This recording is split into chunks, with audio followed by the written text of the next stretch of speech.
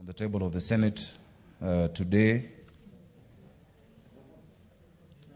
Tuesday, 11th of August, 2020. Mr. Speaker, the first is a report of the Standing Committee on Labor and Social Welfare on a petition to the Senate by the Kenya Union on Clinical Officers regarding alleged refusal by the Ministry of Health and county governments to conclude on the collective bargaining agreement negotiations. And secondly, Mr. Speaker, a report of the Standing Committee on Labor and Social Welfare as well on a petition to the Senate by Mr. Patrick Wambua regarding the plight of former Machakos County Ward representatives. Mr. Speaker, very briefly, the petitioners on the first petition of the Kenya Union of Clinical Officers had a number of issues that the committee went through. We met with them.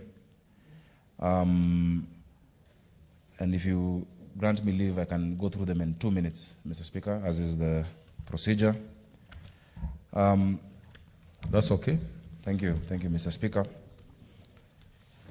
Mr. Speaker, the salient issues which are emerging from the petition are as follows: that on 5th of October 2017, the Union, 47 county governments and the Ministry of Health entered a return to work formula where they agreed, or rather they were to sign a recognition agreement and commence negotiations on collective bargaining agreement, CBA, within 60 days. Then on the 10th of January 2018, they agreed on negotiable and non-negotiable items on the proposed CBA, which would guide the negotiations going forward. The Union agreed on extension of negotiations to April 2018. And in April of 2018, the government, Mr. Speaker, the salient issues were no longer willing to negotiate on disputed clauses under the Union, unless the Union ceded its position on internship allowances, contracts, and comprehensive medical cover would be up for negotiations. Then this resulted in a stalemate. Mr. Speaker, on the 11th of April, the Ministry of Labor and Social Protection appointed a conciliator. But after 3 meetings, the counties, through the CEO to the COG, the Council of Governors, declined further summons. However, after the Cabinet Secretary intervened, it was agreed that the counties would negotiate with the Union, including the disputed clauses that had earlier been declined. On May 2019, Mr. Speaker, on the first day of negotiations, the employers reaffirmed their earlier stand of not negotiating on contentious clauses, that despite 2.9 billion allocation and 1.2 billion budgetary allocation for internship program, the ministry remained non-committal on payment of diploma clinical officers, leading to a second trade dispute. And Mr. Speaker, that on 17th, after the ADR, alternative dispute resolution, mechanisms had failed, the Union resolved to call a strike. And thereafter, Mr. Speaker, they came to us as the Senate. Mr. Speaker, our recommendations are as follows. Let me go straight to that. One, Mr. Speaker, the committee made recommendations along the petitioner's prayers that the Senate A directs the Ministry of Health and all counties to pay clinical officers under internship.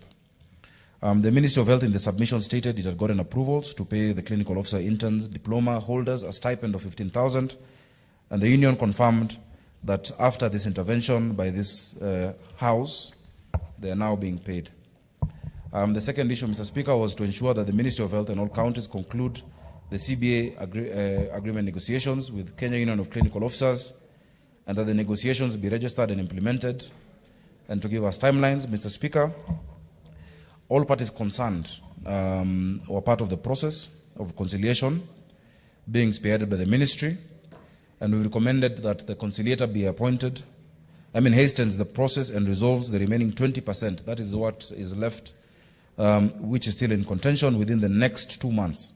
Mr. Speaker, we recommend that the negotiation process should be completed by the end of September 2020, and we directed that we get a report as a Senate on this by September of 2020.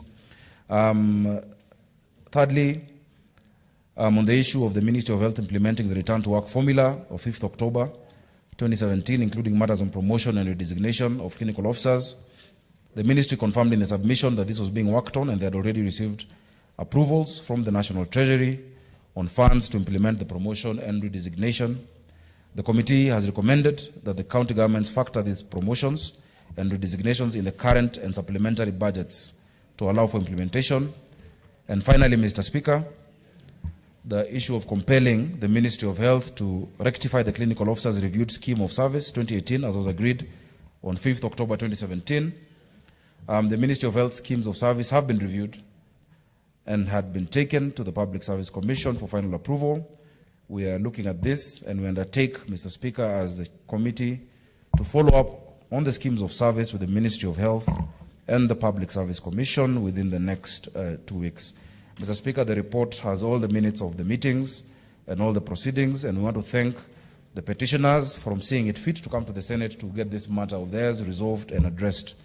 Mr. Speaker, on the last one, I'll just go straight again to what the issues were. I know this is of interest to a number of senators who also appeared and who spoke to the committee.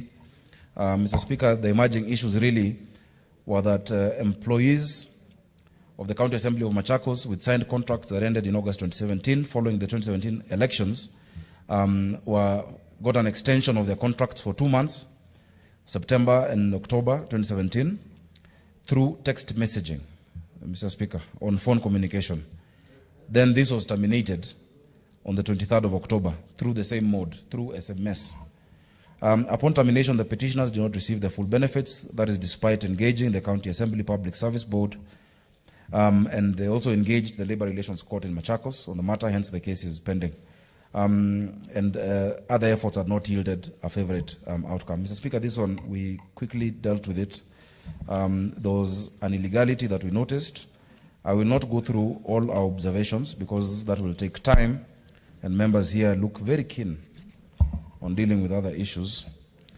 Mr. Speaker, the committee recommended that one, on the petitioner's prayers that the Senate enacts legislation to address any possible legislative gaps, that the Machakos County Public Service Board adhere and apply in total the existing laws and regulations guiding employer-employee relationship in general and county-wide representative staffs, particularly the partisan staff, in particular to ensure fair administrative action and to safeguard public resources.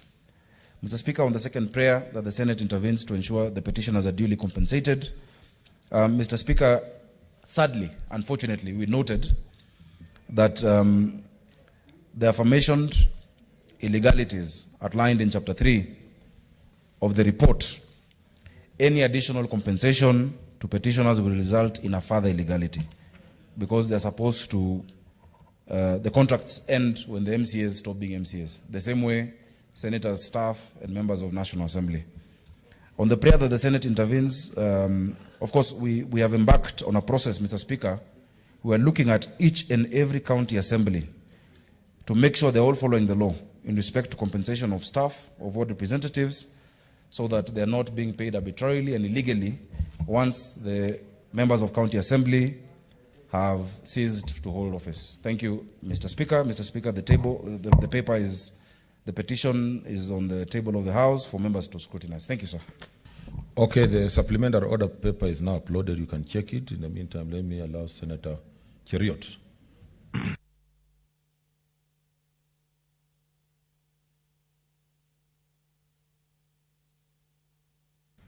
Thank you. Thank you, Mr. Speaker, for exercising your authority under Standing Order number 232 to allow us to make a few comments with regards to this petition that this particular committee has dispensed of expeditiously and returned very reasonable verdicts, in my opinion.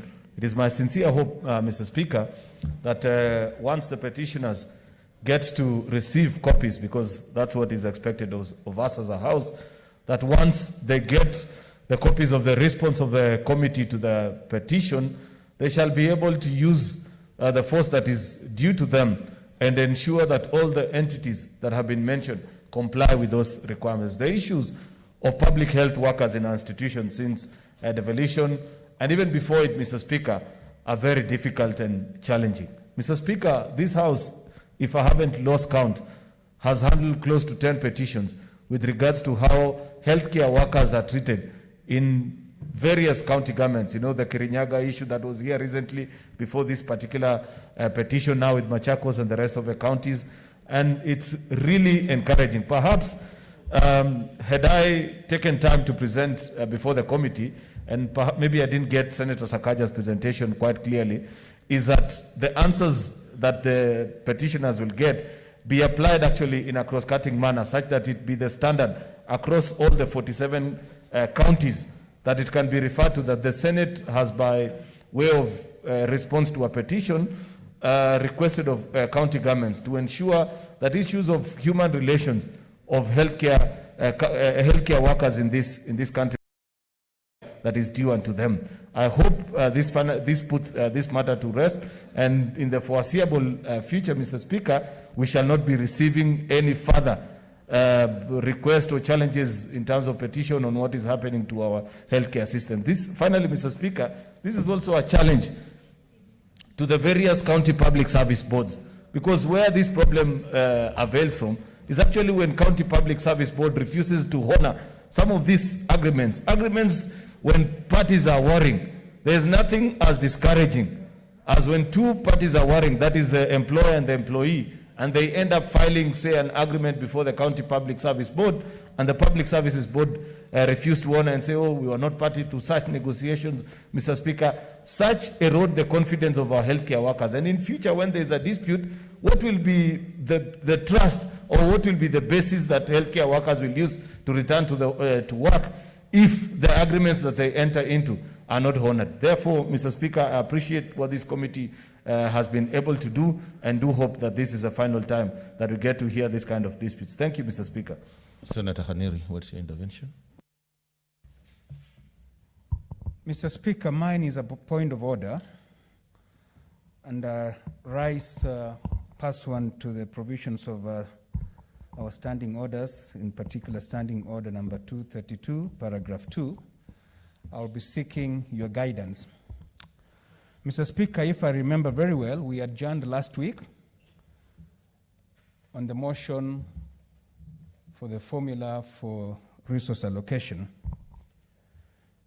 If I remember very well again, we were supposed to have broken off last week until September. The only reason we are here is because we did not complete debate on that particular motion. Mr. Speaker, I therefore want us to treat this session today almost like a special sitting. I see there are quite a number of petitions and quite a number of statements listed on the order paper. Mr. Speaker, Kenyans are now glued to their TVs this afternoon, watching the proceedings of Senate. They want to see if we'll get a solution to the stalemate that has been there for the last couple of weeks. Mr. Speaker, I know Standing Order 232, paragraph 2, gives you the discretion. Although at the beginning of the standing order it says whenever a petition is committed to a standing committee, the committee shall in not more than 60 calendar days from the time of reading the prayer respond to the petitioner by way of a report addressed to the petitioner or petitioners and laid on the table of the Senate, and no debate or in relation to the report shall be allowed. It says no debate shall be allowed. But it gives you some leeway, Mr. Speaker, and I can understand why they made this provision to give you a leeway to exercise the discretion of allowing a few comments.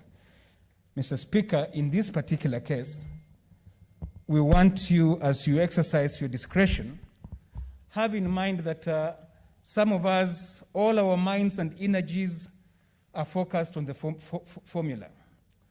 We know we are supposed to be on break now, not discussing petitions. Mr. Speaker, allow us to go straight to the motion that brought us here today.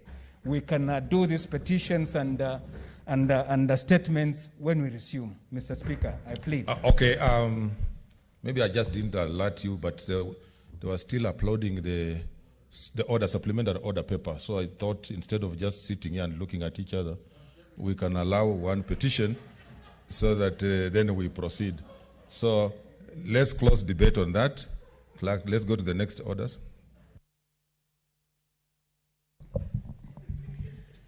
Order number 5, papers.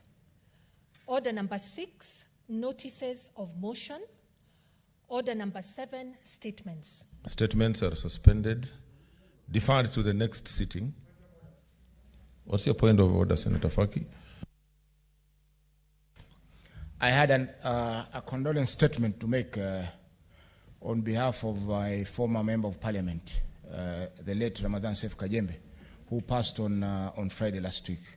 If we are to defy to September, I think it will be a bit late. Thank you. I think I'll only allow that one, and there will be no other comments. I know people would have wanted to contribute, but I think that is important. Senator Faki. Proceed, Senator Faki. What's your point of order, Senator Sakaja? And I still want to encourage that we observe social distancing. These groupings and all that, please, let's avoid. Yes, Senator Sakaja. Thank you, Mr. Speaker. Mr. Speaker, I appreciate that you've allowed Senator Faki to give condolences, and I know it is to a leader we've lost. Mr. Speaker, I will just ask as well that you exercise discretion after we're done with order number 10, because 2 weeks or 3 weeks ago, there's a statement I brought on the same, and clearly the condolences will expire. And it was a tribute, a long tribute from the committee on Charles Bukeko, Papa Shirandula, as well as Lady Maureen. So if we finish with order number 10, please also allow us to go to that, Mr. Speaker. Kindly, I ask, in the same spirit of expiry of condolences. Senator Mtula Kilonzo Jr.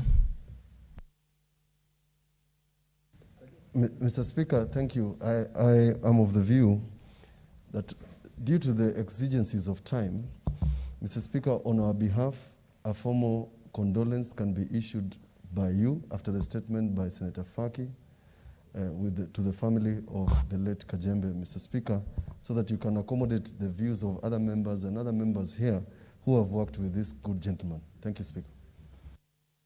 Yes, Senator Faki. Oh, you're from outside. What's your point of order? Let's avoid, like I said, these groupings and social distancing, please. Mr. Speaker, I'd requested to raise a point of order on the statements. Mr. Speaker, if you look at the order paper, there are 20 statements. And out of the 20 statements, 15 are raised under Standing Order 48.1. These 15 statements discuss issues that are urgent. I have a statement that's talking about a strike by health workers in Homa Bay County. And it has been pending since last week. Mr. Speaker, because statements under 48.1, by the time they come to the order paper, the Speaker has reviewed, the Speaker has approved, and the Speaker has decided which committee it shall be referred to. May I request, Mr. Speaker, just to ensure that these matters are dealt with the urgency that they deserve, that these 15 statements under 48.1, you refer them to the relevant committees. Because reading the statement on the floor of this House is just a formality. And if we go by past trends, Mr. Speaker, those 15 statements can take this House close to 3 hours. May I request, Mr. Speaker, if not all the 15, but my statement on the state of healthcare in Homa Bay County be immediately referred to the Health Committee so that they can start looking for a solution to the issues that have been raised therein. That's okay. I think I'll do that. I will refer, as we continue, I'll look at those that need to go to committees and refer them to the committees to work on them. Senator Faki. Asante Mheshimiwa Spika kwa kunipa fursa hii kutuma rambirambi zangu na za familia na za watu wa Mombasa. Order senators. Senator Whip, Senator Wamatangi. Please, I am pleading with you, let us take COVID seriously. These groupings and movements around, please. Okay. What's your point of order, Senator Wetangula?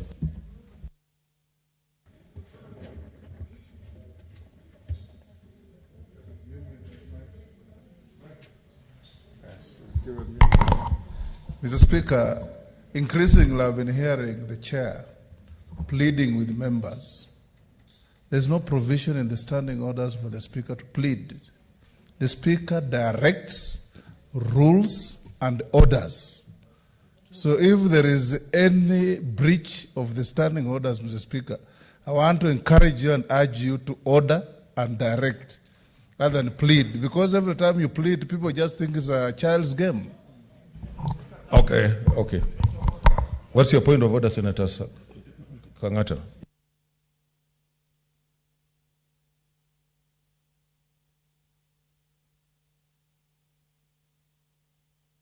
Thank you, Mr. Speaker. Mr. Speaker, I seek your indulgence that your rules concerning social distancing be given a little bit of exemption to whips because they need to go around to talking to members. No. Thank you, Mr. You're Speaker. out of order. No. No exemptions. Senator Faki, continue. Senator Kirinyaga, what's your point of order?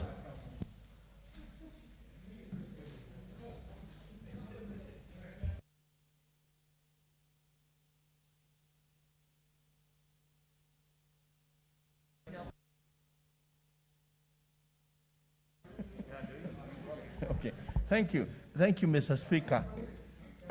Mine, the other day, we left this house at 9 p.m., Mr. Speaker. We broke the law as it stands. Mr. Speaker, if we start these side shows, which Senator Kanili has drawn your attention, Mr. Speaker, I think we are likely to be here longer. And as Senator Kanili said, and we all know, this country is in suspense. It is in an emotional state. They are waiting for a decision from this House. And therefore, Mr. Speaker, I would beseech you, I know you have a kind heart. I know your heart is wide. But Mr. Speaker, for now, narrow your heart to one item, discussing and concluding this matter today. Senator Faki. In fact, I only gave Faki, the more we talk, the more time we are consuming. Asante Mheshimiwa Spika kwa kunipa fursa hii kutuma rambirambi zangu pamoja na familia yangu na watu wa Mombasa kwa familia, marafiki na ndugu wa mwenda zake marehemu Ramadhan Seif Kajembe. Mheshimiwa Spika, Ramadhan Seif Kajembe alizaliwa takriban miaka 76 iliyopita katika mji wa Mombasa, ambapo baadaye aliajiriwa na shirika la Kenya Cargo Handling Services, ambapo alihudumu mpaka miaka ya 70, ambapo alichaguliwa kama diwani katika wodi ya Jomvu Kuu, wodi ya Mikindani katika baraza la mji wa Mombasa. Mheshimiwa Spika, Mheshimiwa Kajembe alihudumu kama diwani kwa muda wa miaka 15. Baadaye mwaka 1997 alichaguliwa kwa mara ya kwanza kama mbunge wa bunge wa eneo bunge la Changamwe katika mji wa Mombasa.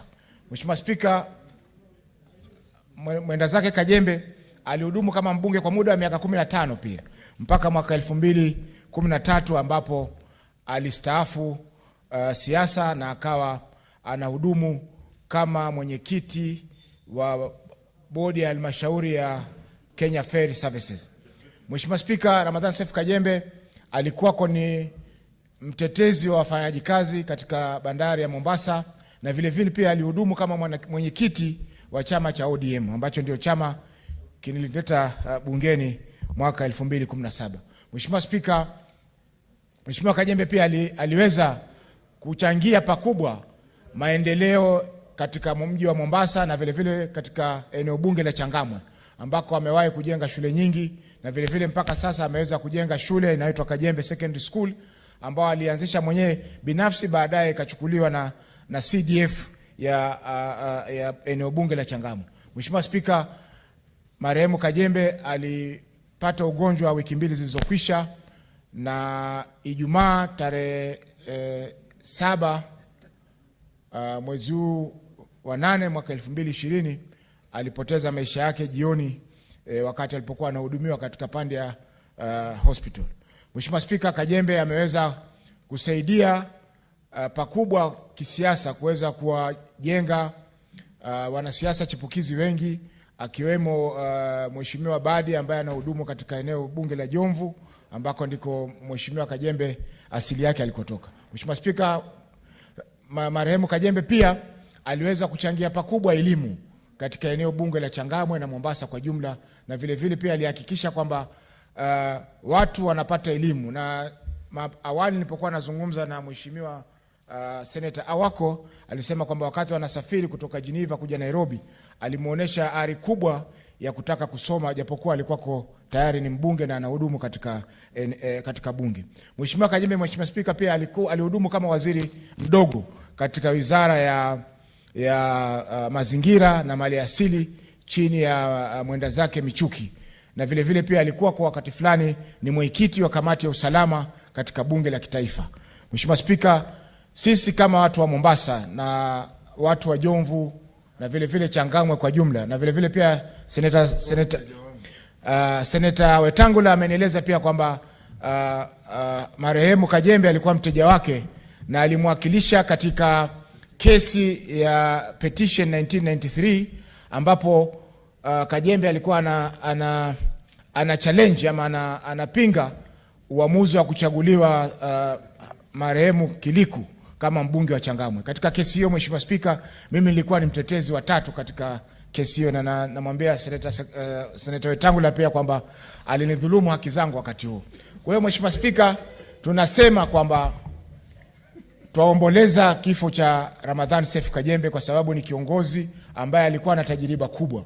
Ni kiongozi ambaye hakuogopa kutetea haki za watu wake. Ni kiongozi ambaye alitetea wafanyaji kazi na baadaye akatetea wananchi kwa jumla katika eneo la Changamwe. Sisi kama watu wa Mombasa, sisi kama watu wa Jomvu constituency na vile vile pia Changamwe, tumepata msiba mkubwa na tumepoteza kiongozi ambaye tulikuwa tunamtegemea kwa mambo ambayo alikuwa anatufika katika eneo la Changamwe na Mombasa kwa jumla.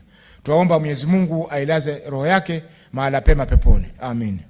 Senator Orengo, what's your intervention? Mr. Speaker, allow me just 2 minutes to talk about my brother, Ramadhan Seif Kajembe. Is one of the politicians in the coast who are truly colorful. In the coast, we have the history of very colorful politicians. They come and go, but increasingly you get those type of politicians who make a difference in the politics of the Republic of Kenya. And Honorable Kajembe, he was really a pillar in the politics of the coast. And many times I've been in many meetings deciding on how to handle politics in the coast, particularly because, you know, the coast is really cosmopolitan. And beside being that colorful politician and quite principled politician, because within the ODM family, he was really at the core of our activities in the coast. In fact, our strength in the coast as a party, as the Orange Democratic Movement, has been because of people like Ramadhan Seif Kajembe. And as my learned friend, Honorable Faki, has talked about him and his representation in the Jomvu and Changamwe constituencies, his work in the public service, his being a minister in the Ministry of Environment, and working with former presidents Moi, Kibaki, and now Uhuru Kenyatta, I think is somebody that would have been mourned in a bigger way were it not for this pandemic of COVID. Now, within the Orange Democratic Movement, he was in the executive committee of the Orange Democratic Movement, and many times I visited his home. I've shared grief and happiness with him in times past, and of late, I think the last time I had an engagement with him is when he lost one of his family members. I would want, Mr. Speaker, to register my condolence to the people of the coast and to the family, and to tell them that the coast is a pillar of our politics in this nation. And Seif Kajembe put those politics of the coast to the center of the politics of the nation. May the Lord rest his soul in peace. So in the interest of time, I think I just want to give the leader, I know quite a number of you worked with him, but you know there's a lot of anxiety about let we get to the main. Senator Bogisho. Speaker, let me, on behalf of the majority side, on my own behalf and that of my family, take this opportunity to wish my colleague, my departed colleague, Honorable Kajembe, and his family and friends. Wish them, pass to them our condolences as colleagues. The Speaker, always a retired politician, but one with a strong, strong spirit. And when he was with us in the other house, we worked very well with Ramadan Saif Kajembe. And just want to take this opportunity to wish the family well, and that may God rest his soul in eternal peace. Thank you. Use that opportunity also to communicate your weekly, the statement, so that then we move to the motion.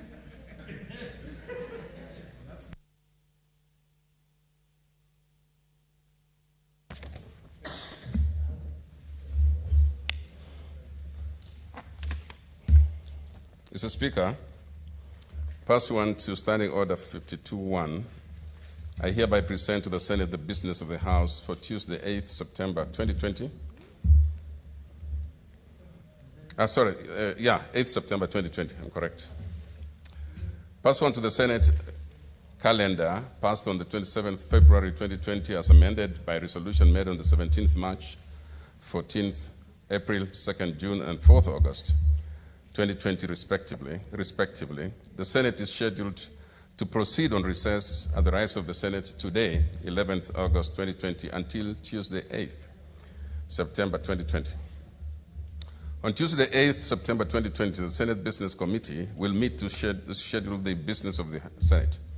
The Senate will consider bills scheduled for second reading and those at the committee stage of the whole House, and will continue with consideration of business that will not be concluded in today's order paper, including motions, petitions, and statements.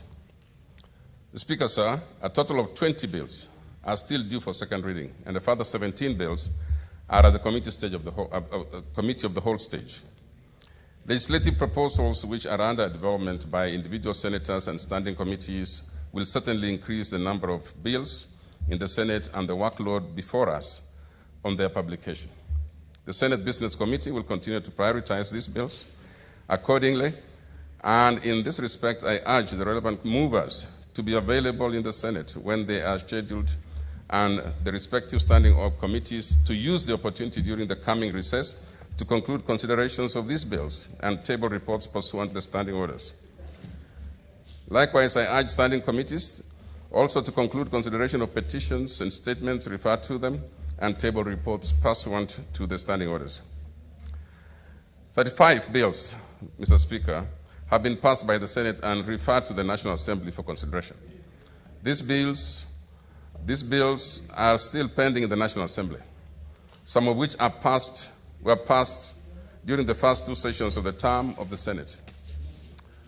Through the Senate Business Committee, the Senate leadership will pursue this matter with the new leadership of the National Assembly, with a view to having them prioritized in the National Assembly and referred back to the Senate with or without amendments.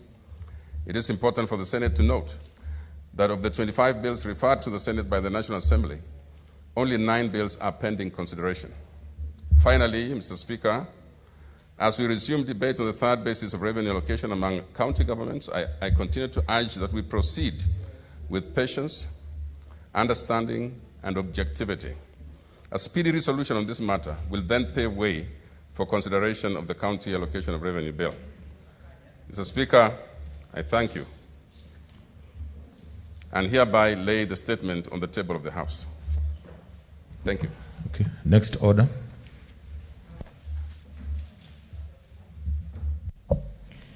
Order number 8, motion, approval of the third basis for revenue allocation among the county governments. Okay, Honorable Senators, it's resumption of debate, and Senator Mwaura had 18 minutes to go. Senator Mwaura, proceed.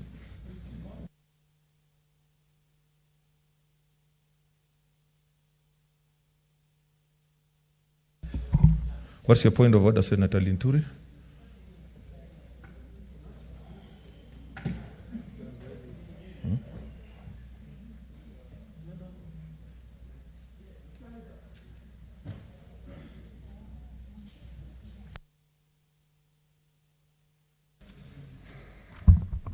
Mr. Speaker, rise on a point of order to propose an amendment to Sakaja's No, amendment. not now, out of order. Not now. Let's be a bit neat in what we are doing. We are still discussing Sakaja's amendment, please. So let Mwaura continue because it's a resumption of debate. Yeah. Okay. Senators, Mwaura, continue. Am I supposed to raise my amendment to Sakaja's amendment? It's on the order paper. Okay. Just approach. It's on the order paper.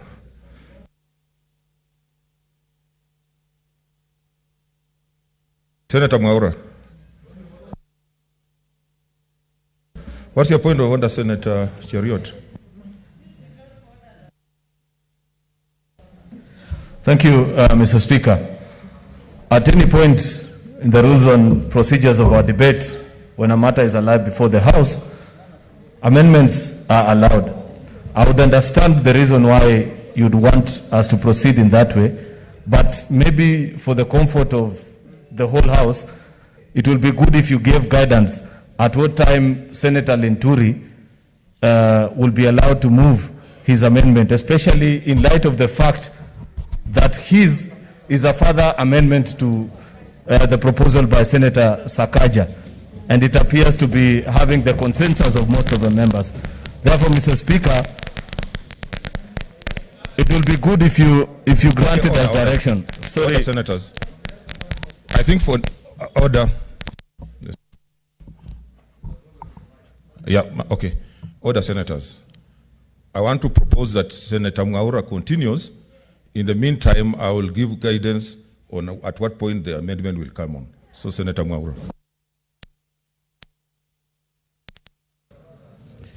Thank you. Thank you, Mr. Speaker. Mr. Speaker, as I'd said 2 Tuesdays ago, I rise to oppose this motion. Mr. Speaker, the amendment motion is amendment motion. Kindly allow me to prosecute my case. Mr. Speaker, if you look at this country, it is true that we have inherited a colonial state that actually is extractive in nature, and the first extraction was to the Crown in London. And when you look now to where we are today, you will see that the same arguments that were in 1963-65 are prevailing between a central government and devolution and between the people and landmass. Mr. Speaker, if you refer to the 1965 session of paper number 10 on African socialism and its application in the planning of Kenya, you will clearly see a contestation between a country that wanted to concentrate its resources so as to galvanize the country, and the failure of Majimbo, and the advice that was given to KADU through its lawyer, who was actually hired from Switzerland, where they have cantons. Cantons that are divided, 7 of them, and which produce a rotating president every year for 7 years. And coming back to this same idea of a session of paper, it is very interesting to note that there was also another session of paper in 2012 that was actually put in place ostensibly, Mr. Speaker, to slow down the horse for the donkey to catch up. And this session of paper, championed by Waziri Muhammad Elmi, is not actually being flagged out as a key determinant of the current second generation formula that actually has caused an illegality and injustice to many Kenyans who deserve to be properly resourced in terms of the monies that are going to counties. And why am I saying so? If you look at the Sakaja amendment, it seeks to freeze the population of this country to the 2009 census. And Mr. Speaker, I beg to disagree, because we have new data in 2019. And I want to give an example. In the county of Mandera, the 2019 census has demonstrated that the population reduced by 15%, Mr. Speaker. And when you look at that, in the 2009 census, the same population had more males than females within the same variance. And yet the norm is there are slightly more females than males. If you combine the population of Wajir, Mandera, and Garissa, you get a total population of 2,490,000 people. And you compare the same to the population of Kiambu, we have 2,417,735 persons. Now, the cumulative allocation of those three counties is a record 25 billion, Mr. Speaker. And yet, the allocation for Kiambu County is 9.4 billion with actually a wage bill of 8 billion, Mr. Speaker. What's your point of order? Is that really fair? What's your point of order, a county with the same number of people gets 16 billion. There is a point of intervention from Senator Mazayo. Asante Bwana Spika. Hoja yangu ya nidhamu, hivi sasa tunaongea mambo ya ugavi wa pesa zinazokwenda katika county. Ndugu yangu Mwaura ambaye namheshimu sana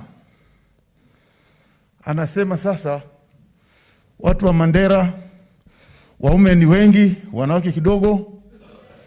Anasema watu wa Mandera maeneo yao ni pakubwa, hawana watu. Yeye aongee vile anavyotaka kupinga ile hoja ya ugavi wa pesa ambao umeletwa na ndugu yetu Sakaja, kuliko kutupeleka katika njia nyingi 2, 3, 4, 5 za kusema wengine wanazaa zaidi, wengine hawazai zaidi. Hasa akisema kwamba watu wa Kiambu wanazaa wanawake wengi, wanaume ni kidogo, inamaanisha nini katika ile hoja yake anatuletea hapa? Nafikiria Bwana Spika, ingekuwa vyema uweze kumwambia atulie katika kile kitengo ambacho anataka kusema, badala ya kusema kwamba wakina mama wa kutoka Mandera ama sehemu zozote atakazotaka kuzitaja ni makosa sana kuambia kwamba mama zetu hawazai waume, wanazaa wanawake, ama wanazaa waume wengi na wanawake hawazaliwi. Wakati Senator Mwaura uchunga usiende kwa details zingine ambazo zinaweza kuleta taharuki. Mheshimiwa Spika, na niwie radhi lakini lazima niseme ukweli uliopo, kwa sababu kila mama ana uwezo wa kupata mtoto na watu wa Kiambu ni wengi. Kwa hivyo lazima niongee kuhusu takwimu ambazo ni rasmi, sio mambo ya kufikiria, na sidhani Mheshimiwa Spika hiyo ilikuwa hoja ya nidhamu, hiyo ilikuwa kuchanga. Na ninakuomba Mheshimiwa Spika tafadhali uweze kunikinga kutokana na hoja zisizo za nidhamu za rafiki yangu Mheshimiwa Mazayo. Na Mheshimiwa Spika, niseme pia kuna watu ambao wanafikiri kwamba wao lazima wazungumze, wengine wasizungumze. Nitazungumza. Mheshimiwa Speaker, let me go back. You started in English, so we go back. Yeah, let me proceed. I was just using Kiswahili because we know it also. Mr. Speaker, if you look at the county of Kilifi, there are 1.4 million people with a current allocation of 10 billion against my county of Kiambu with 2.4 million people getting 9 billion. And Mr. Speaker, this is the injustice that we are talking about when it comes to debating about the revenue formula.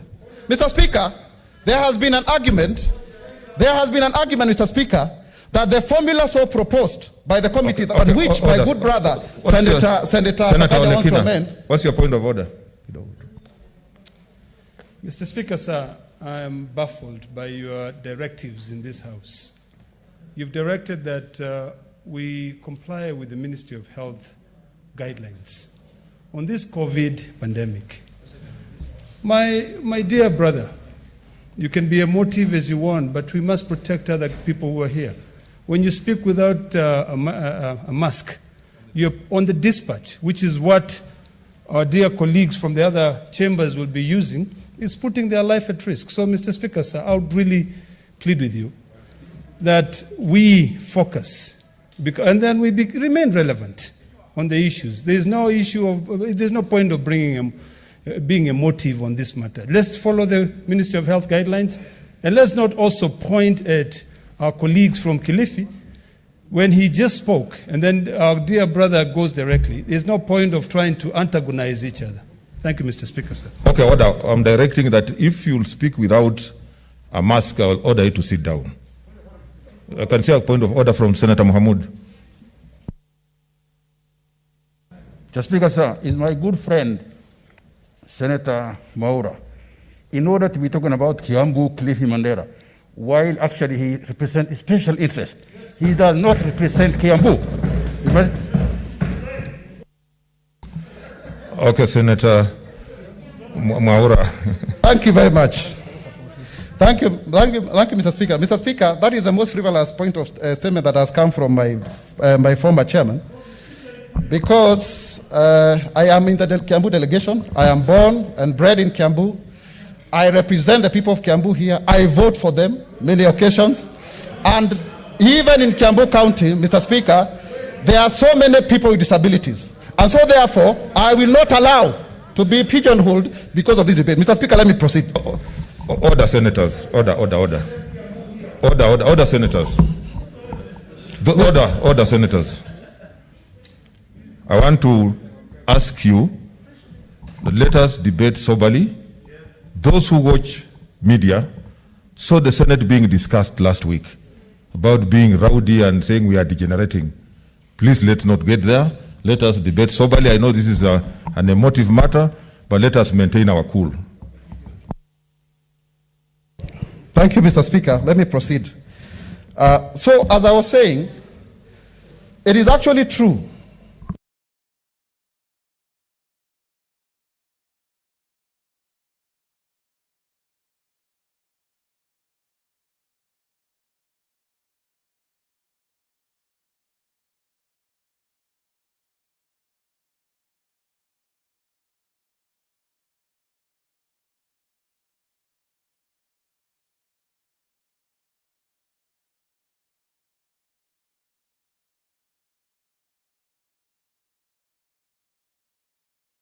One way, you get Marsabit getting another 800 million, and Mandera getting about 2.3 billion. Senator Kinyua, what's your point of order? Let's observe social distancing, Senator Malala. Senator Cheriot. Asante sana Bwana Spika. Hoja yangu ya nidhamu ni kusema ya kwamba nimemsikiza ndugu yangu Stewart Mazayo akisema ya kwamba Senator wa Kiambu Mwaura anakosea, lakini anaposema idadi ya watu yeye analinganisha. Anasema idadi analinganisha watu wa Kiambu na watu wa Mandera. Hakuna makosa yoyote anafanya Bwana Spika, kwa sababu huduma inapatiwa mwananchi, binadamu Bwana Spika. Haipatiwi ukubwa wa msitu, haipatiwi ukubwa wa chochote Bwana Spika. Ukweli usemo Bwana Spika, kwa sababu haya maneno Mwaura anasema ukweli na ukweli usemwe Bwana Spika. Kwa sababu Bwana Spika ni kusema ya kwamba alipokuwa akiongea Mwaura alikuwa akilinganisha na hizi kaunti ziko katika nchi ya Kenya. Spika Mwaura ni senator wa nchi ya Kenya, ana uhuru wa kusema ikiwa ni kaunti ya Laikipia, kaunti ya Kiambu, na haya maneno yote anasema iko katika idadi vile watu walivyohesabiwa. Ni katika idadi ya vile watu walivyohesabiwa. Ikiwa watu ni wachache, waambiwe ni wachache Bwana Spika. Na ukweli Bwana Spika. Hoja yako ya nidhamu ni gani? Ni hajafanya makosa yoyote kulinganisha Kiambu na Mandera Bwana Spika. Okay. Hayo ndio maneno Bwana Spika. Okay, asante. Senator Wario, what's your point of order?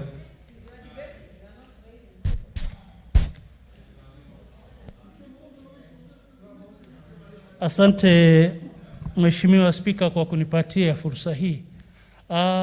Mheshimiwa Spika, nimesimama hapa kideti kama milingoti kuleta hoja ya nidhamu ambayo, na hoja yangu ya nidhamu ninaelekeza kwa rafiki yangu Seneta Maura. Seneta Maura amelinganisha kaunti ya Garissa, Wajir na kaunti ya Mandera na ile kaunti yeye anatoka, akisema ya kwamba kaunti hizo hazina watu, kwa hivyo rasilimali kidogo iende pande hiyo. Bwana Spika, je, mimi nauliza nyumba, Maura yuko katika taratibu gani wakati anasema jimbo hizo zote hazina watu na hazisiende pesa? Na sisi vile tunavyojua, jimbo ya Kiambu kitoka dunia ya Kenya ianze, viongozi wametoka pande hiyo na Kiambu inaendelea kujengwa, pesa mingi inaenda Kiambu. Na sisi tulileta mambo ya ugatuzi na pesa ya equalization fund ilipelekwa ili kaunti hizi za Mandera, Wajir na Garissa ili ipate kujengwa. Sasa kuna makosa gani watu ya Garissa, watu ya Mandera, watu ya What's your point of order? Na upande hiyo? Kwa hivyo hoja yangu ni nidhamu ni ya kwamba hayuko katika utaratibu yoyote, kwa sababu pesa zinaenda kujenga sehemu ambazo hazijawahi kuendelea, na tunaelewa ya kwamba Kiambu tayari imeendelea. Wacha pesa kidogo iende huko na pesa mingi iende pande ya Garissa. Asante Mheshimiwa Spika. Those I'll be giving, who want to stand on points of order, be careful not to debate. Just a leader of majority.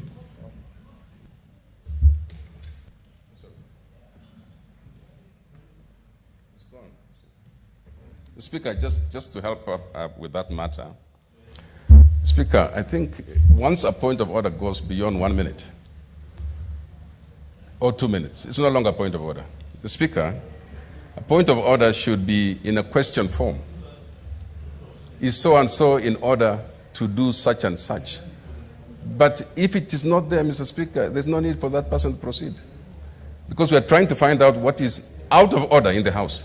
And so, Mr. Speaker, I just ask that we really ask people not to use the pretext of points of order to debate or to argue. Thank you, Speaker. Okay, Senator Maura, proceed. Thank you, Mr. Speaker. Mr. Speaker, those are points of arguments. They are not points of orders. And I'm very glad because my good friend Senator Wario has just confirmed what I have been saying, that the whole idea of the second generation formula was to punish certain counties because of their population, ostensibly because they have produced presidents and they are developed. Senator Wario, I would want to invite you to come with me to Kiambu County.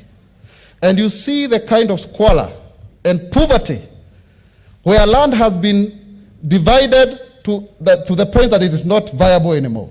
When you see people, like where I come from in Ruiru constituency, with a population of 490,120 people, getting the same CDF as you, yet actually our one constituency has more people than even some counties.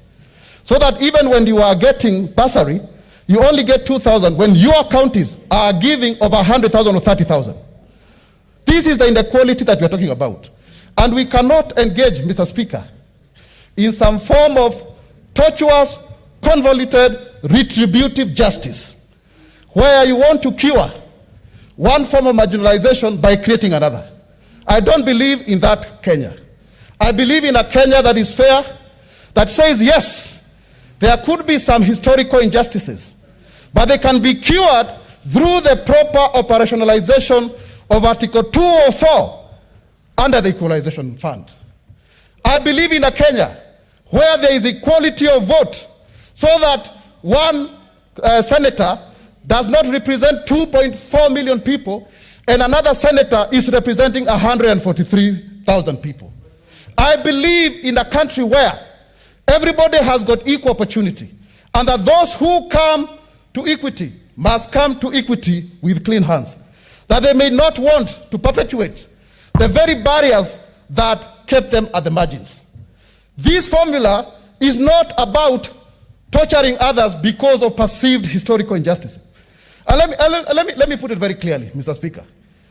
If If the chairman of the cattle dip in your area comes from your village, does that mean all your cows do not have ticks, that they are all healthy? Mr. Speaker. Mr. Speaker, I want also to give another example. When you share food, do you share food according to the number of people or the size of the dinner plate? I think we share food according to the number of people. We have an ideological underpinning that is fomenting this debate. And this debate is being fomented on the basis of either nationalism or Kantoism. And we must ask ourselves, what is exactly the design of our devolution? Because, Mr. Speaker, when I look at the Bomas draft, it had proposed to have 14 regions and 74 districts. But the current formula divided further to 47 districts. And so therefore, to 47 districts in 1991, which became the counties. And so therefore, Mr. Speaker, it has not been able to resolve the issue of the allure of the presidency. And that is why you heard my good brother, the Senator Wario, saying that because you've had the presidency, we in Central Kenya would want to tell you here and now that having the presidency is not a panacea to the common problems of Wanjiko, Mwaura, Otieno, and Kaleche.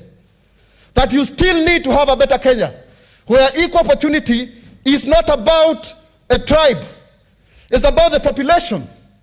When you talk about the people of Kiambu, I'm not talking about Kikuyu people. In actual sense, Mr. Speaker, 7 out of 10 people in Kiambu are Kikuyu, yes, Embu Meru, but 3 are not. My neighbor, who died in mysterious circumstances, Cyrus Omondi, was our MCA in Kahawendani. Kalpesh is a MCA, he's a nation, he's an MCA in Juja. So when we are talking about this formula, I would want us to disabuse the notion that we are giving money to certain tribes. Because even in Turkana, there are Kikuyus. Even in Mombasa, there are Kikuyus. We are talking about one nation on the basis of fairness and equity. But the journey that we have started, Mr. Speaker, we must always remember that no matter how antagonistic we are, this Senate is required to rise above parochial, provincial tendencies because of the nature of politics being local, to come up with a solution that is going to benefit this country. Mr. Speaker, let us just face the truth. If the National Treasury had increased the allocation to about 350 billion, Mr. Speaker would not be here. Mr. Speaker, we are here because the governors decided to join hands with their counterparts in the executive, and they refused to stand with us. And the National Assembly was actually used, and my good brother, my senior Senator Mahmoud was there, I was his vice chairman, was used to countermand our demand for more resources that were actually scientific, that were actually rational. And I want to say without fear of doubt that this Senate cannot therefore support the formula of Senator Johnson Ada Sakaja, who was voted overwhelmingly by the people of Nairobi, majority of them who come from Mount Kenya region, to actually come up with an arbitrary figure of 270 billion to freeze the population of this country and therefore deny roads, water, health, electricity to our people who need it most. Mr. Speaker, as I conclude... Your time is up. Senator Kabaka.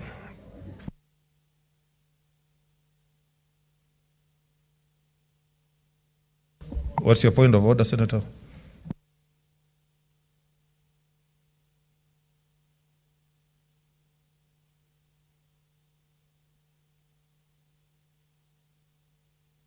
Yes, Senator. Mr. Speaker, I just wanted to remind you that you had earlier given directions that in the course of Senator Mora's contribution, you'll guide us on at what time Senator Leturi presents his amendment. Yeah, I'll still guide. I've not forgotten. I just want people to have a feel of what the Sakaja amendment was. Then I will be allowing at an appropriate time the amendment by Senator Linturi. Senator Kabaka.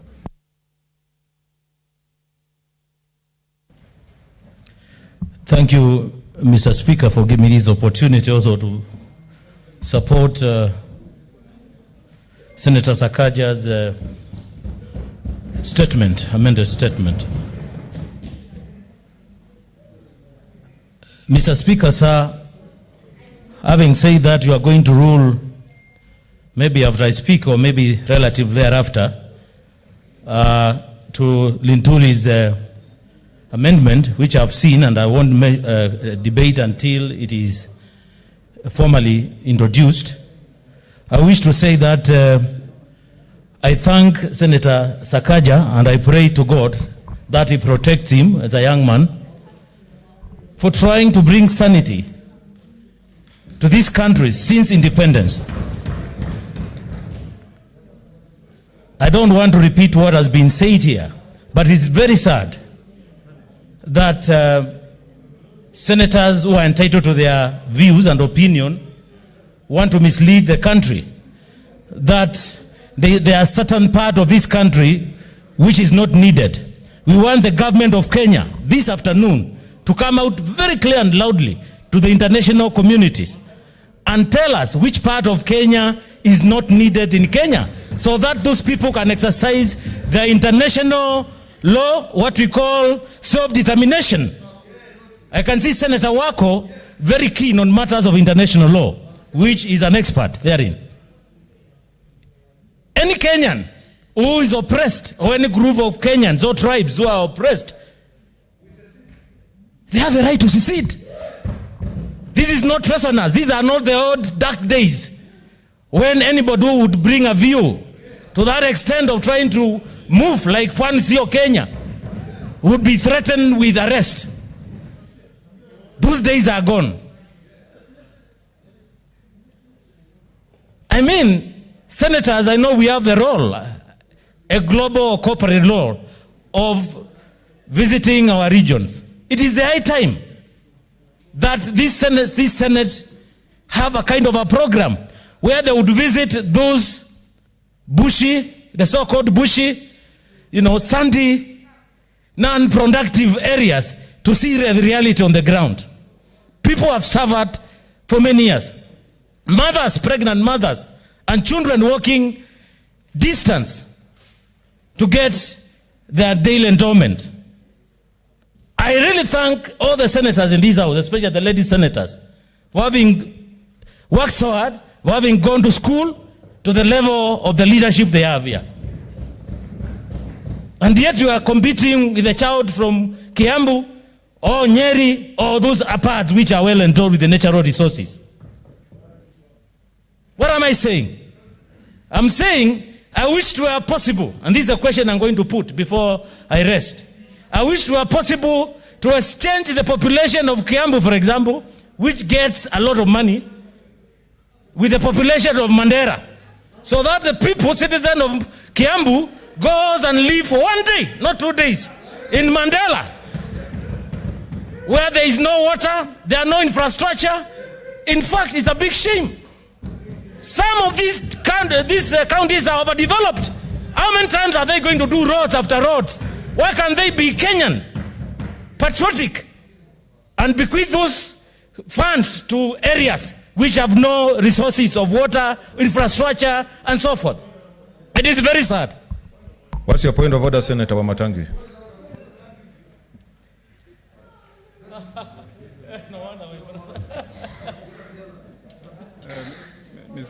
Mr. Speaker,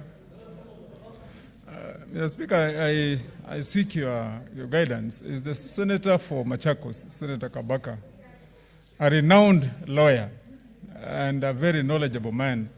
And I remember Senator Kabaka the other day, Mr. Speaker, telling this House Senator Mwaura, please observe how qualified he is, Mr. Speaker. I remember Senator Kabaka stopped short and he said it on the floor of this House that he could even go and bring his certificates for people in this House to know that he's just not a nobody. He has got a PhD and other qualifications. But Mr. Speaker, is he in order to make the kind of remarks he's made, Mr. Speaker? What's out of order? Yes, sir. No, he's on a point of order. I'm on a point of order. Mr. Speaker, Senator Kabaka refers to the people of Kiambu 1 as overdeveloped, as overendowed, Mr. Speaker. Mr. Speaker. No, he's on a point of order. On a point of order. And Mr. Speaker, I think it's a high time senators also learn not only to be patient but to be courteous. I'm on a point of order. At any one time, any senator can raise their matter. I'm the senator for Kiambu, elected by the people of Kiambu. I know the realities of the people of Kiambu. And so, Mr. Speaker, I have a right to correct any senator who puts facts wrong, Mr. Speaker. Order, Senator Wamatangi. The people of Kiambu are equally Senator Wamatangi. Needy like any other. I want to order, Senator Wamatangi. Thank you, Mr. Speaker. I want to repeat. When you come here, tell me what is out of order. You will get an opportunity to put your case. Your opinion. Everybody has an opinion. Let us respect. You may differ with the opinion, but I will give you an opportunity to disagree on the floor of the House from where you are. So when you come on a point of order, tell me what's out of order. So let's proceed. Are you through? Okay. What's the point of order, Senator? Mr. Speaker, I just sat down to give you time, Mr. Speaker, because you ordered me. So what's your point of order? No, my point of order was very simple, Mr. Speaker, that the senator from Machakos is misleading the House, that he is giving information that he is not privy to, that he does not know about, Mr. Speaker, that he is just making insinuations and innuendos to hype emotions, Mr. Speaker, but not on facts. He must be factual, and when he says that people are overendowed, the least he would do is to prove that they are, Mr. Speaker. Order, Senator. Senator Wamatangi. Yes, Senator Murkomen, what's your point of order? Okay, let me give Senator Murkomen, then I come to you.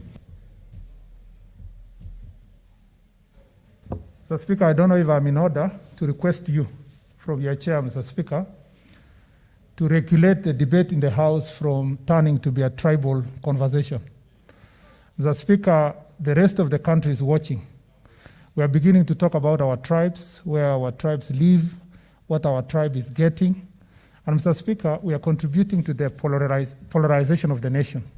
Am I in order, Mr. Speaker, to request you from your chair to give firm and clear directions and stop a senator who may want to direct us to this conversation about Giriamas, Somalis, Kalenjins, Luos, Kikuyus, and all those. And Mr. Speaker, just speak about what is devolution and what it means for our counties, so that then we carry everybody along as a country and we become the sober house we have always argued that we want to be. Senator Ledama. Mr. Speaker, mine is to try and assist the House in moving forward. And I rise on point of order number 93, which is on the procedure of a point of order. Mr. Speaker, sir, I'd like to beseech you that whenever any senator rises, for him to note the point of order that he's standing on, as stipulated by Standing Order 93, which, if you allow me, I'll read.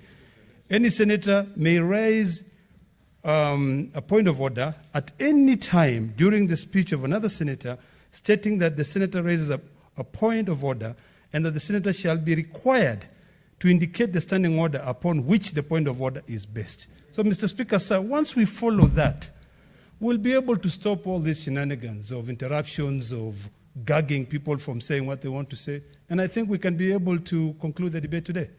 Thank you, Mr. Speaker. Okay, and that's what I've said, Senator Kabaka. Finish.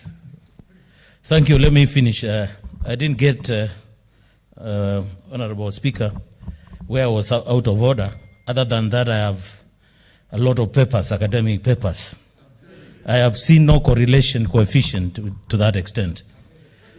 Mr. Speaker, I want to state my opinion, and it's a fact that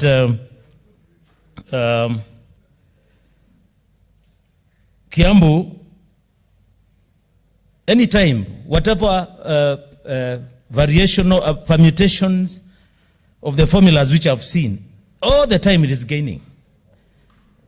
And a lot of money. And that's why I'm saying, in my own opinion, I don't have to move the senator for Kiambu, with the due respect, but in my opinion, that county is overdeveloped. It doesn't need all this money, which, they want Kenyans to believe. Mr. Speaker, the issue of equalization fund pursuant to Article 204, which everyone keeps on saying, oh, the losing counties will be given, they will be cushioned by that. Everyone knows that. There is no law which has operationalized this, provision on equalization. This, today it's about, we know the lifespan of the equalization fund is 20 years. But today, since the inception of devolution in 2010, it is 11 years. The government has done nothing. What's your point of order, Senator Dulo? Mr. Speaker, You are off. You're off mic. Okay. yeah, Senator Cherargei is just walking to the other side and walking back. Is he in order? Can he go back? He's and actually follow out the of order. I process? didn't see that. If you did that, can you go back and do what you're supposed to do? It is so ordered. Mr. Speaker, to summarize, I would say that it is not only Kiambu which we are talking per se. I'm saying all those counties which are gaining. And there are many. The 28 at the expense of 18. It's the high time we need to revisit our morals. And we push together this nation. There's no way we can say we have devolution when some of our counties are losing. So let us work out these amendments of Nituri to see whether actually it is reasonable to the circumstances of other counties, so that we don't mind some counties, losing a little and sharing with other brothers, so that we move. Remember, it is not the intention of the executive in this republic for devolution. The executive all the time want to kill the devolution, for whatever reason. Remember, we are only fighting for 15% of the 3 trillion. Nobody comes here and questions the 85%. What is the criteria of sharing development funds for the 85% in this country? We don't know. This one is left at the discretion of the executive. And that's why the issue of the presidency in this country attracts a lot of attention. But if we can have variables equivalent on development, equivalent to the ones we have here for the devolved formula, then it will be very easy to demystify the presidency. I support Sakanja's amendment. Thank you. Senator Margaret Kamar, then we'll have Senator Wako from the other chamber. Thank you, Mr. Speaker, for giving me an opportunity to also contribute to this. Mr. Speaker, I've been listening very carefully to what my colleagues have said. I've taken time to study and to look at why devolution in the first place. Because it looked like these 7 times of failing to pass, we have opened other issues. And I looked back and looked at the different formulas that have been used, Mr. Speaker. Because I was in the 10th Parliament, and in November 2012, we came up with a formula. In the first formula, Mr. Speaker, we got a report from CRA, which we are all aware of the role of CRA, which according to Article 2015, which is established under Article 2015 of the Constitution, that CRA is to make recommendations to us. The recommendations we received in the 10th Parliament gave us only 6 parameters.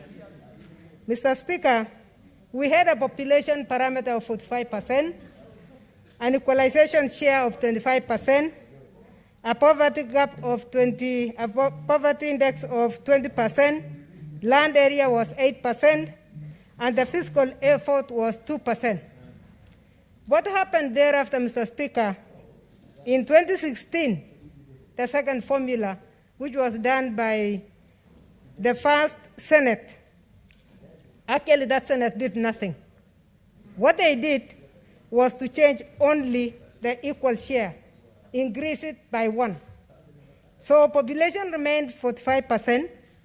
The equal share increased by 1% to 26%. Also, they reduced poverty by actually two areas they touched. They reduced it from 20 to 18%. In their own wisdom, poverty seems to have been going down. Land area remained at 8%. Fiscal effort remained at 2%. And they introduced an element called development at 1%. Mr. Speaker, what happened last year, we received from the CRA a recommendation on time. On the 30th of April 2019, the report was laid in the House, and it stood committed to the committee. When it came, they made changes. CRA had made changes.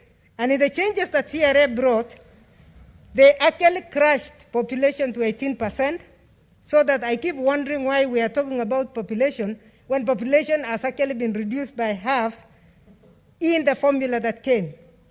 Because it's very important that we understand where all this is coming from so that we are able to cure. They say unless you know what the disease is, you will not be able to treat.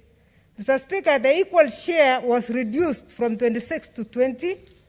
The poverty was reduced from 18 to 14. Land area remained at 8%. Mr. Speaker, fiscal effort remained at 2%, divided into prudence and effort, 1%, 1%. Mr. Speaker, development was knocked out. But there is something very new that CRA brought in, which is very important for us to look at. They went to the Constitution and looked at Schedule 4. And when they looked at Schedule 4, they introduced what population is actually all about. They broke the population of 45, which was in the first and the second formula had given 45, reduced it to 18, and gave 17 to health, because health is almost 90% devolved. Agriculture was given 10%, the same 10% that is internationally acclaimed, and introduced something for urban areas, which is 5%. What the committee has done, Mr. Speaker, is to then go and vary. They did not vary anything population. They started varying again from population. They did not touch the equal share. They did not touch the poverty. They did not touch the area. It remained 8. They did not touch the fiscal. They reintroduced a figure. They varied the figures of health, agriculture, and urban. I strongly support what the CRA proposed. Why am I supporting this, Mr. Speaker? I'm supporting this because when devolution took place, and this was discussed all the way from Bomas, for those of us who attended the Bomas, we wanted functions to go closer to the people, and we wanted resources to go to the people.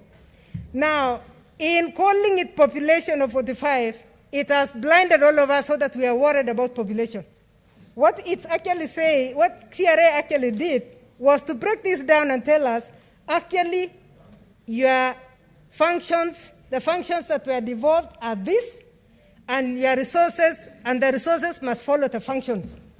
So they started analyzing each of the items that were released, which to me was a first step. And I think this will be the first Senate to actually give a formula that has a relationship with devolution. Because the first one that we gave, we only gave as a proposal so that the first Senate looks at. But the first Senate did not do anything. They only changed one small area and left all of it. So for the first time, Mr. Speaker, CRA is reminding us that there were items that were devolved, and that those items that were devolved must be followed with resources. Mr. Speaker, we have had very painful discussions between ourselves. We have even almost hurt ourselves. I like the idea that was raised that we don't need to talk about tribes, because I come from Uasin Gishu. Mr. Speaker, in Uasin Gishu, my population is 1.163. Of that population of 1.163, only 40% are in the dominant community where I come from. The others are from completely different communities. I have everybody in Uasin Gishu, Mr. Speaker. I have people from all corners of the country. So when we talk of money going to Uasin Gishu, it is not going to the Kalenjin. It is going to the people. So I support that statement that came from Senator Murgomen that we really need to run away from mentioning the tribes. Now, when you look at Uasin Gishu again, Mr. Speaker, 1 square kilometer of Uasin Gishu has 381 people. Now, for us to run a dispensary, we would need dispensaries in almost every 5 square kilometers. What is the area of Uasin Gishu? 3,399 square kilometers. So the number of dispensaries that we need would definitely be higher than any other place that doesn't have that kind of density. These are the figures that CRA used. Mr. Speaker, I want to persuade my colleagues. We are tearing the country ourselves. It is not somebody from outside. It is this Senate that is giving the wrong information. It is this Senate that is miscalculating what was calculated. The role of CRA is a very important role. CRA was supposed to have given us advice, and we needed to have interrogated what CRA gave us. Instead of interrogating what CRA gave us, we seem to have been swayed by something called gainers and losers, which is the thing that is really hurting all of us. Because it reaches a point that you are saying, so when I'm talking on behalf of the people of Uasin Gishu, a population that I don't think I would like to call Kalenjin because they are not, when I'm talking about the people of Uasin Gishu, I'm trying to rob somebody else to give them anything. That is not true, Mr. Speaker. I think we are looking at resources following functions. And these functions are outlined in the Constitution. Mr. Speaker, there is something else that we really need to note, which has been read and we know very well in Article 2 or 3 of the Constitution. There was a limitation that the amount of money to be devolved should not be less than 15%. Why? Because a minimum of 15% of the functions were devolved. And we are looking for resources to take care of that area. Mr. Speaker, if this Senate does not recognize the fact that we are fighting over 15% instead of fighting over 85%, then we are going to go wrong. For the first time, I told myself, if BBI is going to give us this 35%, then BBI be the route. Because we need to have more money devolved. The reason devolution was articulated, and I remember the late Ndimama articulating it. He said, we are not going to go to Nairobi to look for roads. We are not going to go to Nairobi to look for water. We will not go to Nairobi to look for schools. We want everything to be devolved. And for us to do well in devolution, we must start recognizing what resources exactly we have devolved. Mr. Speaker, it is for that reason that I strongly support what was raised by CRA. The modification of the committee, I still support to some extent, and I will not support a new formula that says formula number 2, which was actually formula number 1 of the 10th parliament that I belong to, except for 1 point, plus another formula. I think we need to rise to the occasion as a Senate and look at the functions and tell ourselves as Kenyans. And I'm very glad because about 7 senators here have properties in Eldoret. They are not from Uasin Gishu. They are senators of various corners of the country. They have their properties. And I want to say, Mr. Speaker, that we need to start being Kenyan ourselves from inside here. Because if we don't become patriotic from inside this room, then we will not be able to do. Mr. Speaker, I rest my case. I oppose any amendment that changes, that diverts very strongly from CRA, because CRA is recognizing the functions that must be devolved. Thank you. What's your point of order, Senator? Mr. Speaker, sir, is it in order for the Deputy Speaker to misinform this House? Because we all know very well that the committee proposal is not the CRA proposal. Her submissions have been that she's opposing every other proposal which deviates from the CRA. What is on the paper, what was tabled by the committee is not the CRA proposal. Yes, Senator. I said I will only support the amendments of the committee to the CRA proposal, but I will not support the new amendment by Sakaja. Thank you, Mr. Speaker. I think I'm clear now. Okay, Senator Wako.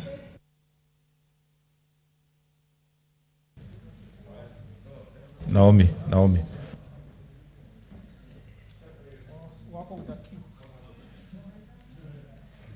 Thank you, Mr. Speaker, for allowing me to come from the other chamber, extended chamber, because for quite some time now, Wako with the queue has not been heard because we have been marginalized in a way.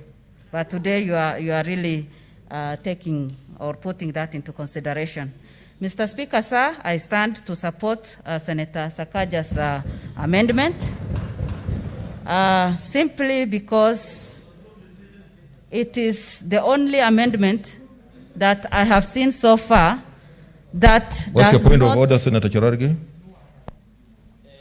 I wouldn't want to interrupt Canon, but the Speaker, did you hear what Senator Wako with the Q said, that it is as if you are marginalizing other senators, and that is the narrative I have seen in some of the mainstream media. It is important that this is corrected, because she said it looks like it has been long to be heard from her, and it is an answer that they have been marginalized. So Mr. Speaker, I think it is important we don't allow this to spill into public that there is marginalization, because there are also senators in extended chamber, and I've seen you have been giving fair chance to all of us. So we can't allow that perception to go into public. Senator Sakaja, what's your point of order? Mr. Speaker, I want to raise a point of order from Standing Order 93 again. And this is in congruence with what my distinguished uncle, Senator Wetangula, said. Mr. Speaker, I urge that as you guide the House, because this standing order was used on me only last week, but it's okay, that if any member rises on a point of order, let them say which point of order it is. And then, Mr. Speaker, that is 93.1. 93.2 says that person who is speaking resumes their seat. And then the senator shall do likewise. And number 3 says the speaker then shall give direction, a decision on the point of order forthwith, or announce that the decision is deferred for consideration. Mr. Speaker, these rules are here for the orderly conduct of this House that has existed since before independence. I urge you, Mr. Speaker, because this is a very important debate. We want to hear everyone. In fact, many of us have not stood on points of order where people are mentioning our names. Kindly just guide us in this manner to give that face that you're saying yourself that the country needs to see. So whoever stands again on a point of order, let them say which one it is, and then you rule. Don't just let it go when they're finished speaking. I urge you, Mr. Speaker, kindly. You know, I'm not the only one hearing. I hope that I'm presiding over a house of people who are intelligent, who have read the standing orders, and that they will be able to follow the standing orders. Really, it's unfortunate if I have to keep repeating or reminding people, and everyone has a standing order before you. Why don't you just look at what it says and follow it? So let's observe our standing orders. Senator Wako, proceed.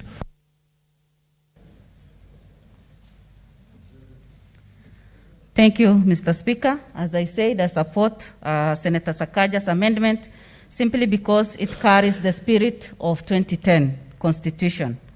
Mr. Speaker, some of the counties that we feel are losing are the counties that for many years have been left behind in terms of development. Mr. Speaker, it is unfortunate that today when we stand as senators and Senate is supposed to support devolution, it is like each one of us supports the county he or she comes from. Mr. Speaker, the 67 of us are supposed to support the devolution and see how we can grow devolution. Mr. Speaker, many have criticized some of the counties that are losing because they have less population, and said that those counties have less people, and so much of the money or the finance needs to go to where we have highly populated people. Mr. Speaker, this will still take me back to the word that I have always avoided to use in my life, and that is still the word marginalization and discriminating others. Why I'm saying this is because if you look at these counties, Mr. Speaker, service delivery is something that is just too hard for even the county executive to think about.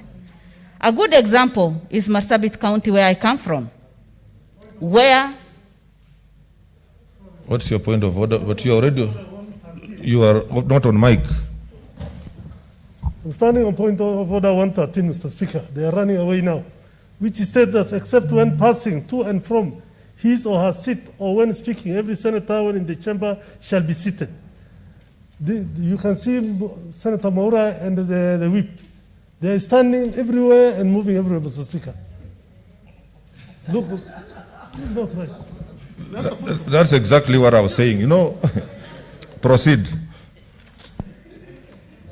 Thank you, Mr. Speaker. As I said, service delivery in most of these counties is a nightmare. A good example is my own county, where the county headquarters is in Marsabit. And for a woman in Ileret, which is about 700 kilometers from Marsabit town, to receive her service, we need to travel for almost 12 hours or more on a rough road and with all the challenges on the road. So when people stand here and kind of mock the places we come from, Mr. Speaker, it is unacceptable, because it is like others have never seen and had experience in some of those places. When they say that the area you represent, we cannot serve food because of the vastness of the area on the plate, Mr. Speaker, it is very unfortunate. When God created us, He created us and gave us different places to occupy. So even if you are in Kiambu, even if you are in Machakos, even if you are here in Nairobi, you have no right to accuse others who have been put there by the God who created them. And so, Mr. Speaker, when we talk of service delivery in these areas, as I said, the counties use a lot of money. Many people have criticized us because we have not developed our areas for the last 7 years. You cannot compare the development of devolution in the last 7 years with 55 years of growth in many counties. Other counties have been developing and growing their areas. The leaders have been growing and developing their areas for the last over 50 years. And just because through devolution, counties have been receiving 15% of what the country gets, people already feel that we are overfeeding or over-supplying, and some of us don't deserve what we are getting. Mr. Speaker, that is a very wrong notion, which I believe as Senate we should overcome. My good friend Senator Maura spoke passionately about Kiambu and some of the places we come from. I have always supported him because we are good friends. And he has always stood with the people who are marginalized in a way. But when he stands and speaks that way, Mr. Speaker, it touches some of us because we always support one another in different areas. So it is time for Kenyans to stand with one another and be our brother's keeper. Mr. Speaker, in this debate, what we have lacked is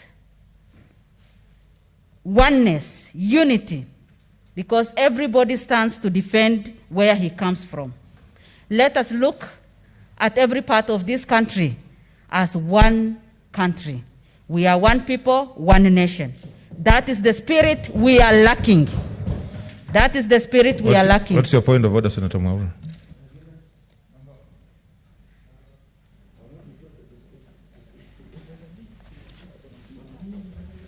Thank you, Mr. Speaker. I rise on standing order number 115 on irrelevance or repetition, which says the Speaker or the chairperson of committee, after having called attention to the conduct of the senator who persists in irrelevance or tedious repetition, either of the senator's own argument or the arguments used by others, senators, in debate may, after first warning him or her, direct that the senator discontinue in her speech. Mr. Speaker, I listened to my good sister, Senator Naomi Wako, who we fellowship together in the Bunge Fellowship, and we share a lot. When she says that because I stand for marginalization, and she repeats that very well, that she may think otherwise or otherwise. Yes, Mr. Speaker, the irrelevance is you cannot cure one form of marginalization by creating another one. I don't think those are the Christian principles that my very good Senator, Reverend Canon Naomi Wako stands for. You are out of order. You are out of order. She was just expressing her opinion. Proceed, Senator. I think you should pray more. Thank you. Thank you, Mr. Speaker. So, Mr. Speaker, sir, when we argue here and debate, we are here to enhance oneness and unity in this country. When people feel that some areas do not need to grow and that whatever little money they have been getting needs to be reduced so that other areas can be grown, Mr. Speaker, that is very wrong. We have leaders, we have people who have struggled to be here. Mr. Speaker, in Marsabit, to date, women trek for 10 kilometers or over just to fetch 20 liters of water. That is unfortunate in our today's world. We have students who study under trees. It's not that we have not been planning and we do not want to develop our areas. It is because we have lacked resources. So those resources are that is why we are fighting for resources now, so that we can also catch up with the rest of the country. Mr. Speaker, when Senate stands here and everybody supports where he or she comes from, what will happen to the areas that we come from that, have only the county governments to support them? Others can brag and say we have ministers, we have CS, we have CAS, we have well-educated people, we have all this. But in some of these areas, we cannot talk of those things. So I support Senator Sakaja's amendment simply because it carries the spirit of 2010 devolution, the Constitution. And again, it is the only amendment that I have so far seen that carries the entire nation on the same level. I support it and will continue supporting so that all Kenyans will feel that we are united and that we are part of this country. Mr. Speaker, sometimes when we talk of equalization fund, some people say that equalization fund is there to support you. Unfortunately, we have never tested that. It has never been effected. So we cannot grow our hopes or build our hope on what we have not seen. And that is why I support Senator Sakaja's amendment and say that reason needs to guide us, and reason is the only thing that can help this country and support even the people that cannot be here today. Mr. Speaker, the issue of population, we cannot use that against others, simply because some of us are less populated today, but who knows, 5 years from today, things may be different. God is the only person, God is the only one who knows what will happen in future. So for population, we should not base so much on that. Let us put all the other perimeters into consideration and see how best the whole country will benefit. Mr. Speaker, I support Senator Sakaja's amendment and stand with that so that our country can be united. Thank you. Okay, honorable senators, I think we've had a discussion on Senator Sakaja's amendment. Now I call upon Senator Linturi to move his amendments, and you know the process. Then we'll discuss, then take a vote.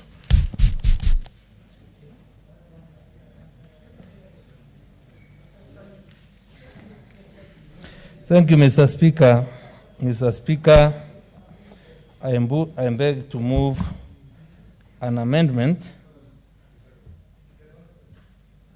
the amendment by Senator John Sakaja, MP, an amendment by Senator Sakaja, MP, on the report of the Standing Committee on Finance, Budget, on the third basis criteria for allocation among the counties, the share of national revenue for financial years 2020, 2021, 2024, 2025. And Mr. Speaker, in the interest of time, I beg you to allow me to move this amendment by stating that the amendment be, or Sakaja's amendment be amended by deleting Part A and replacing it with the proposal, or this proposal, my proposal, captioned on page 703, 704, 705, and 706 of today's order paper, so that, Mr. Speaker, we do not waste a lot of time, because the amendment is a 5-6 page amendment, and because every senator has the opportunity to check on the order paper, may be able to follow clearly the proposals I'm making, Mr. Speaker. Mr. Speaker, allow me say or state that today is the 8th time we are trying to unlock the stalemate around the basis of allocating resources among counties, and we have a big challenge in that resources are always limited, and there is no free lunch anywhere when it comes to public resources. Hence, the difficulties in resource sharing, which will always involve trade-offs, in the sense that when accounting gains, another must lose.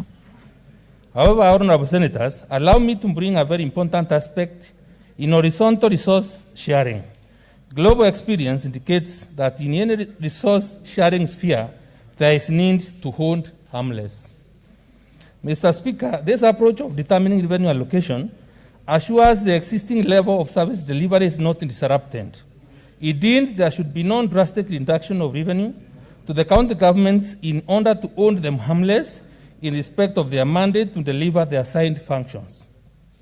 This will ensure that the county governments will have the ability to restructure and rationalize their budgets and operations, while at the same time have the requisite resources to perform their assigned function.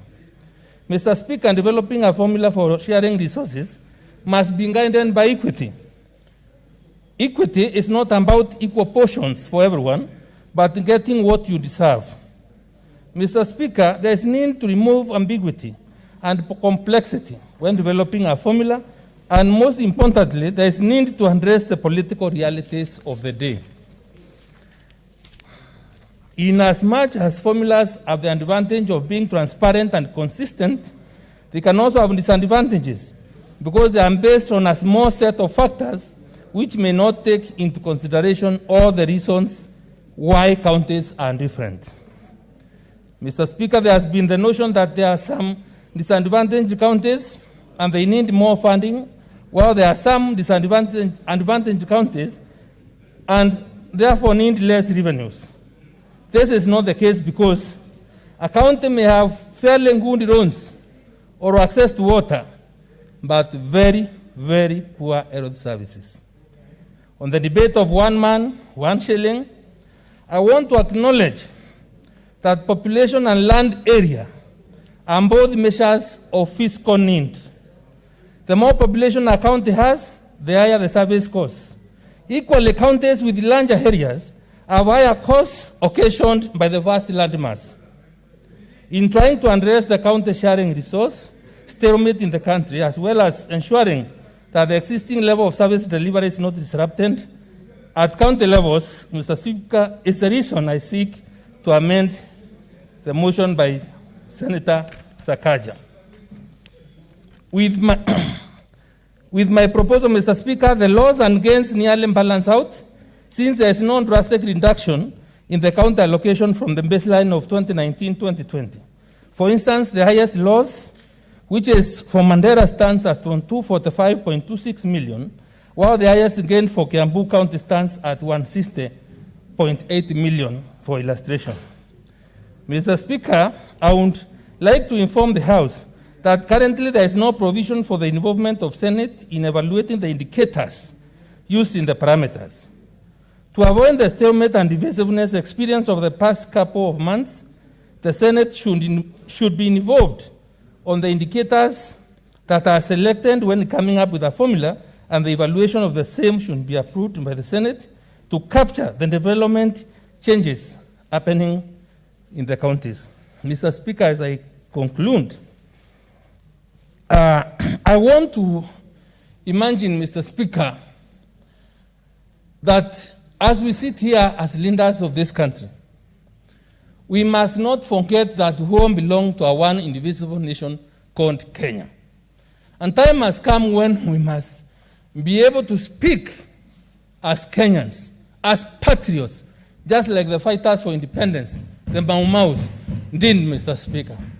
I cannot really fathom a situation, Mr. Speaker, where a county that I represent by the name Meru County, and my nearest neighbors are Isiolo and Tharaka Nithi.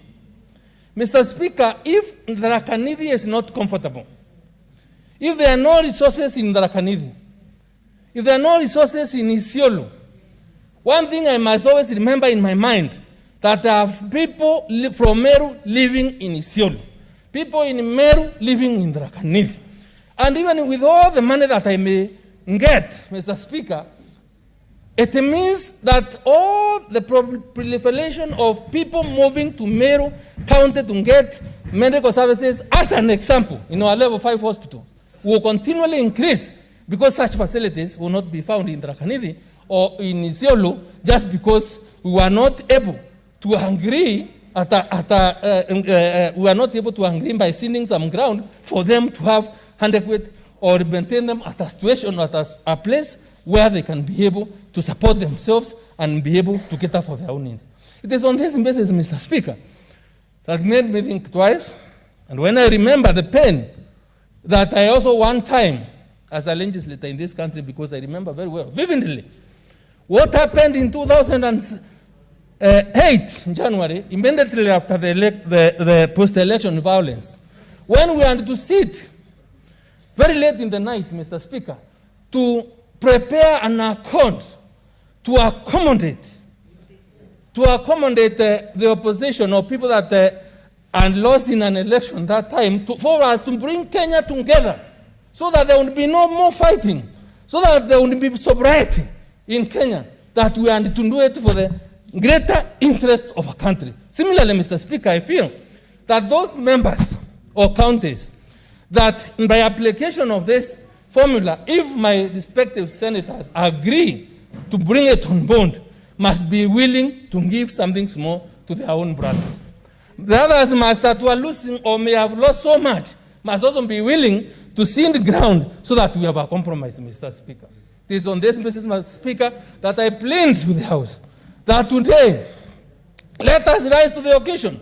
Because Mr. Speaker, the constitutional responsibility of determining this aspect of sharing revenue is on the senators. I don't want to take too much time, Mr. Speaker. I beg to move and ask my great brother from Narok, Senator Lendama Olekina, to second. Thank you, Mr. Speaker.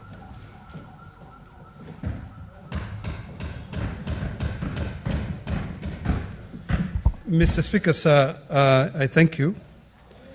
I rise to second the proposed further amendment to Senator Sakaja's motion or proposal. Mr. Speaker, sir.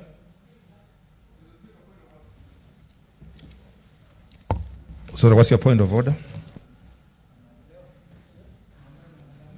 I'll still speak from here, Mr. Speaker. Mr. Speaker, I raise under Standing Order number 63. And Mr. Speaker, pursuant also to the provisions of the Constitution, Article 2172, Mr. Speaker, a few weeks ago, you gave directions from the chair. And the directions you gave was that any senator who is willing or who wants to bring any amendments to the committee's report, which is a derivative of the report that was submitted by the Commission on Revenue Allocation to this House, Mr. Speaker. And you ordered that any senator who wants to make amendments should also make available permutations, Mr. Speaker, for perusal by senators so that senators can be well attuned and well informed on what those amendments are, Mr. Speaker. So first, my point of order is, have those amendments that are sought, Mr. Speaker, been circulated? Number two, Mr. Speaker, is I'll be seeking your direction, Mr. Speaker, and indeed your determination, Mr. Speaker, because in Article 217(2) of the Constitution, Mr. Speaker, the Senate is not allowed by the Constitution to just anyhow or from anywhere, though we are senators, come up with a resolution as the basis for sharing of revenue. It says clearly that, Mr. Speaker, and if you permit, I could read what that says, Mr. Speaker. It's a point of order, Mr. Speaker, and on a point of order, and Mr. Speaker, I've sought your permission. Mr. Speaker, 2 says that in determining the basis of revenue sharing, under clause 1, the Senate shall, and the word is shall, Mr. Speaker, request and consider recommendations from the Commission on Revenue Allocation. And it is request and consider, and the word is shall, Mr. Speaker. The direction and determination I seek from you, Mr. Speaker, 1 is this. When the Commission on Revenue Allocation made its recommendations to this House via the report that was brought here, the CRA based their report on the latest data available on 1, the population, 2, poverty levels, Mr. Speaker, and also in compliance with the Statistics Act, Mr. Speaker.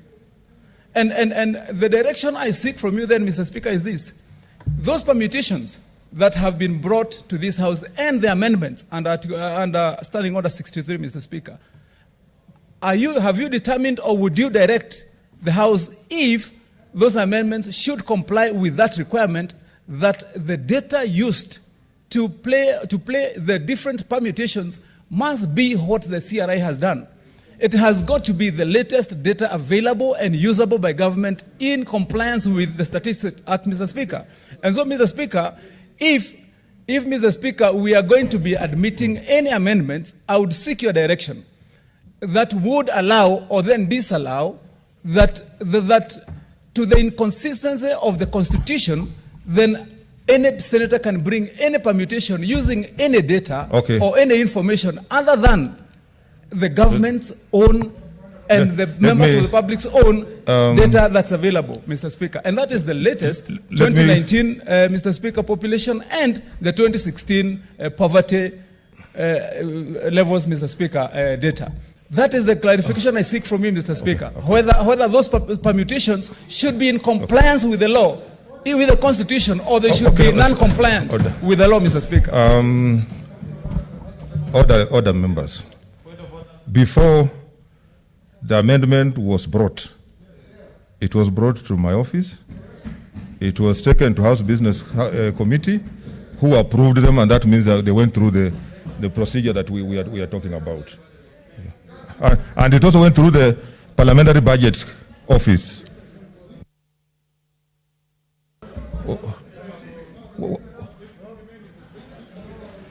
Mr. Speaker, sir, may I proceed? Okay, Senator Linturi, just a minute, okay. Let him, I've given him a chance, then I'll give you.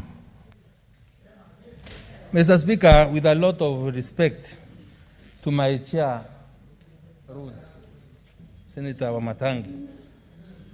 I would suggest, if you allow, Mr. Speaker, to kindly request the Secretariat of this Honorable House to assist Senator Wamatangi be able to go through the e-order paper to check the simulations he's talking about are captured on page 706 of today's order paper. That's what I clearly said. So they are there. And on the aspect of the recommendations of the CRI, Mr. Speaker, it is true the Constitution talks about consider recommendations. The recommendations have been taken into account. What we've just done in this formula is to vary where, for example, population or where CRI and recommended error of 20, we have varied to 119 to accommodate the political realities in the country. We do not live in a vacuum. We are leaders. We hear the people.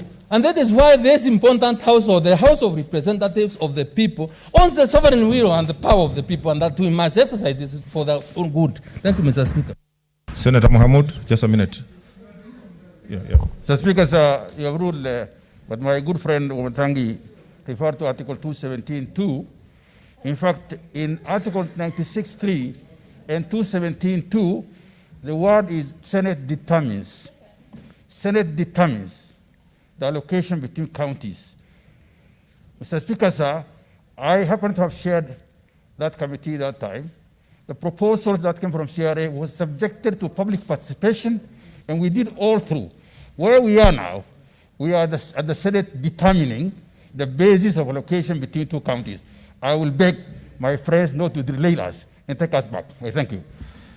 Senator Wamatangi, order. You know you also have an amendment on the order paper. There is also a leader of minority who has an amendment on the order paper, and I've gone through the same process. So why don't we proceed? You will have an opportunity at the end of it to take a vote. Thank you. Thank you. Thank you, Mr. Senator Wamatangi. Mr. Speaker, sir. Mr. Speaker, Okay, sir. what is it, Senator Wamatangi? I hope it's not on the same. I hope it's not on the same. Just an order.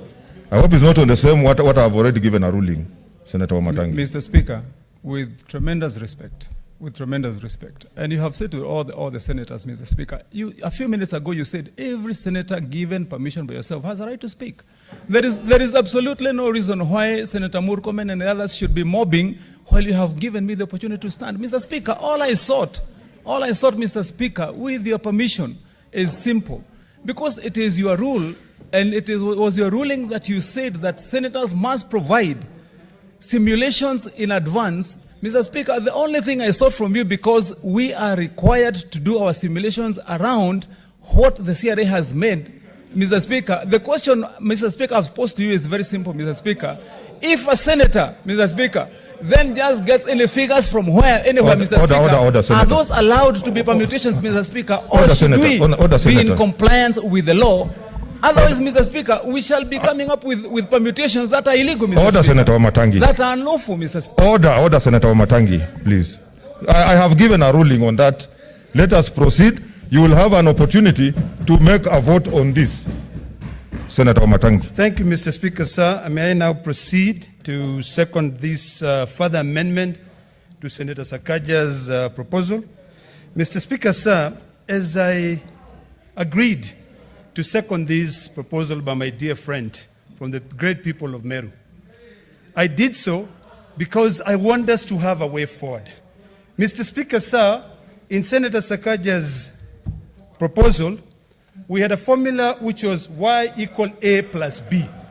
Mr. Speaker, sir, if you may protect me. Order, senators. Let's consult in low tones. So, Mr. Speaker, sir, I've looked at the proposal which have been suggested by my good friend, and it gives us a way forward. If you look at the amendments, or rather the proposals by the committee, they were creating a huge disparity in this country. Mr. Speaker, sir, when some of us were bringing in our own amendments, we wanted a situation where we can minimize the losses.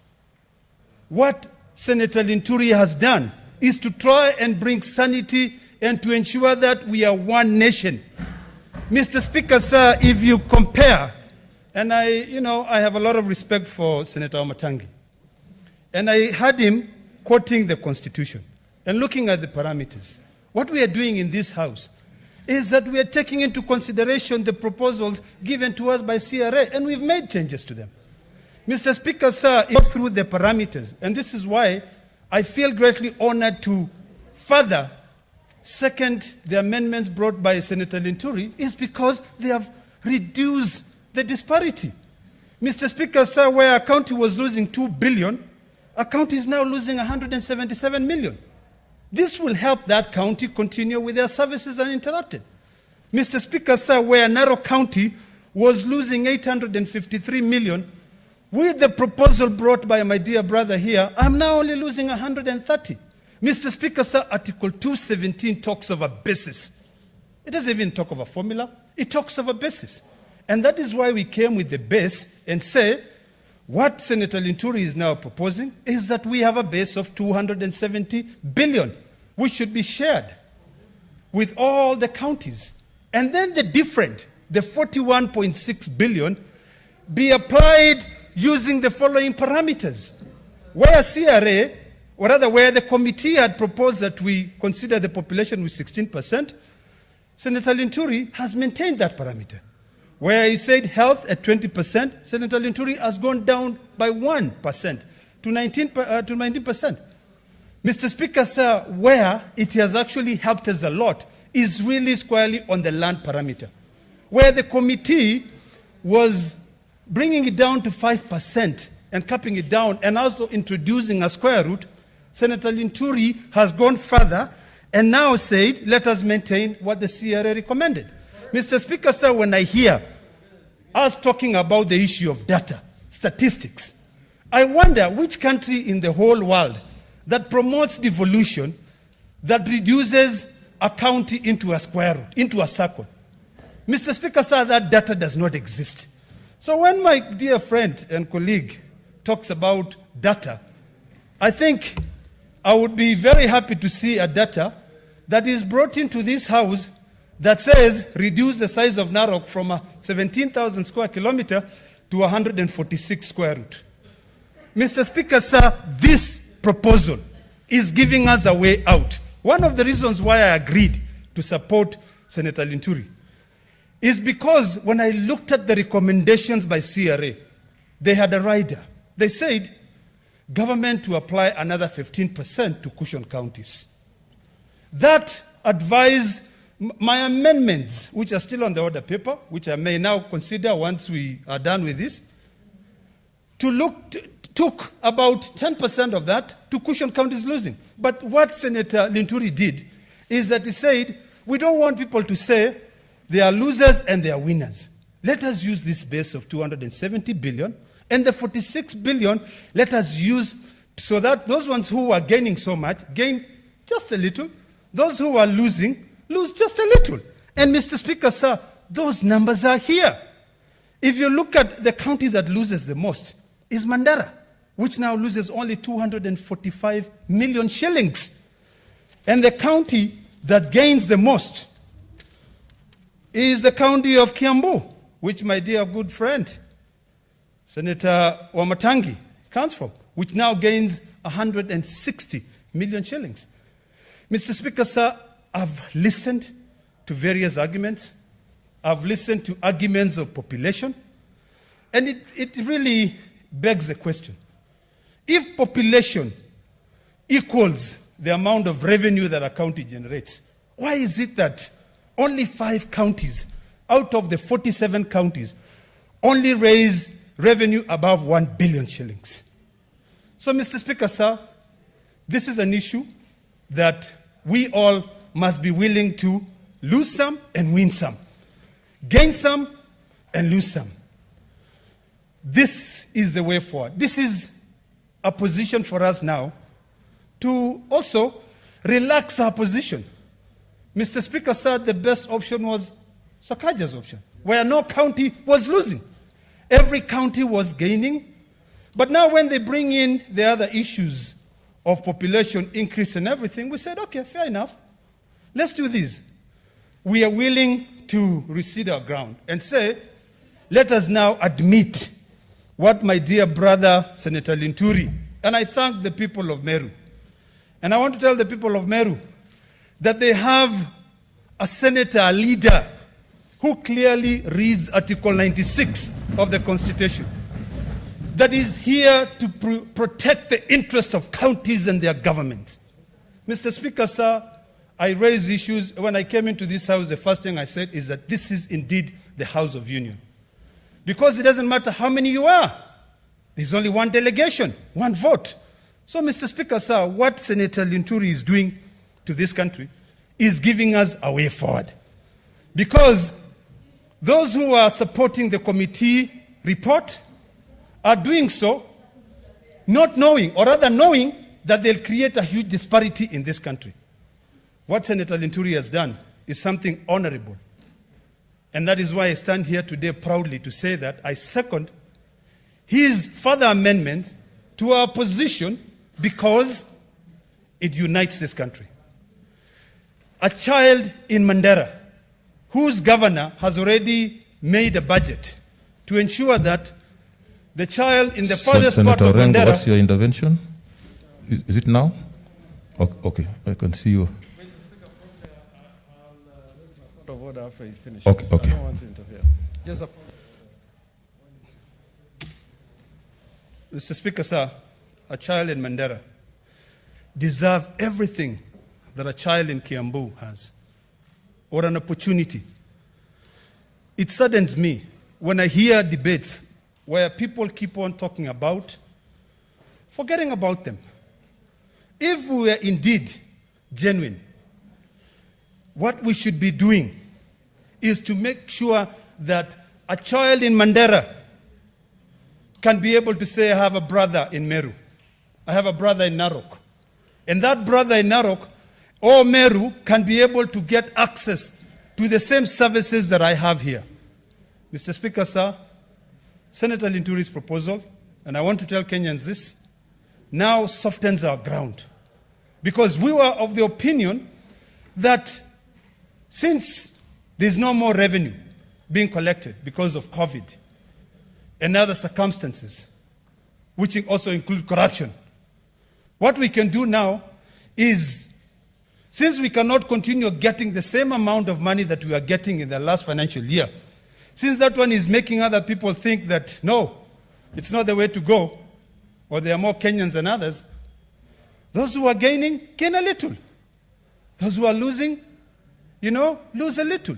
Mr. Speaker, sir, in my proposals, actually, it was only going to cushion counties that were losing. But when I saw Senator Linturi's proposal, then I said it's a win-win situation for everyone. And that is what even our other leaders outside there have been talking about. Win-win. Everybody should be happy. We all go home. So, Mr. Speaker, sir, as I finalize, I want to beseech my dear colleagues from both sides of the aisle for you to think about this country as one.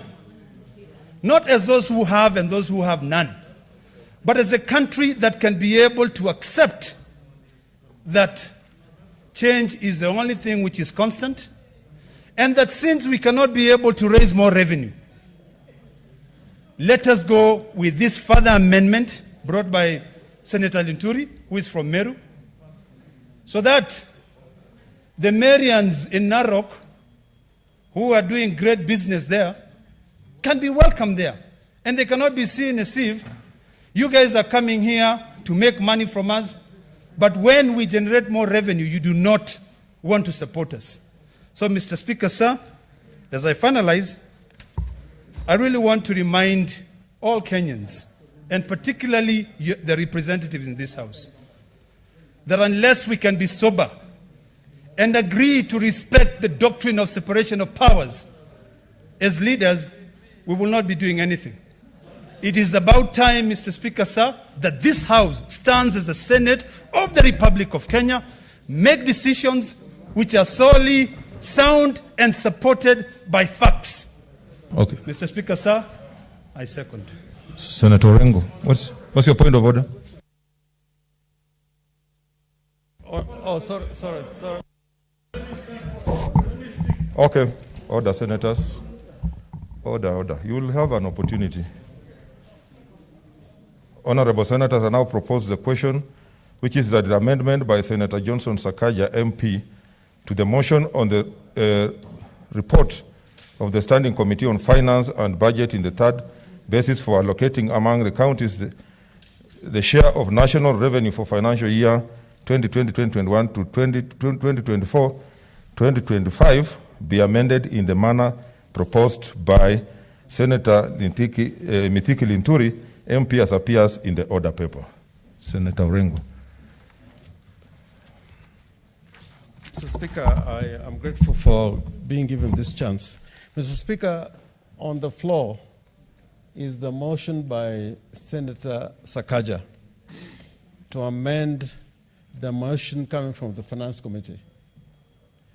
And right now we're debating an amendment to that amendment. I beseech you, Mr. Speaker, to give some directions about time so that we limit debate on the motion on amendment to the amendment, and then on the motion to the amendment to the motion. Otherwise, you know, the business which is before the House is the substantive motion. So we may be thinking that we're doing some business, but the serious business before the House has not been touched. So although I would want to say some things about the particular amendment to the amendment, but I think you need to give us like 3 minutes each. No, I think 3 minutes. Because there's amendment to the amendment, 3 minutes, and then the amendment itself, and then the motion itself. So I think 3 minutes is sufficient. Yeah. I'll give 3 minutes because the interests are many. And like I said, we are debating this amendment, then there's the amendment to Sakaja's, then there's the motion.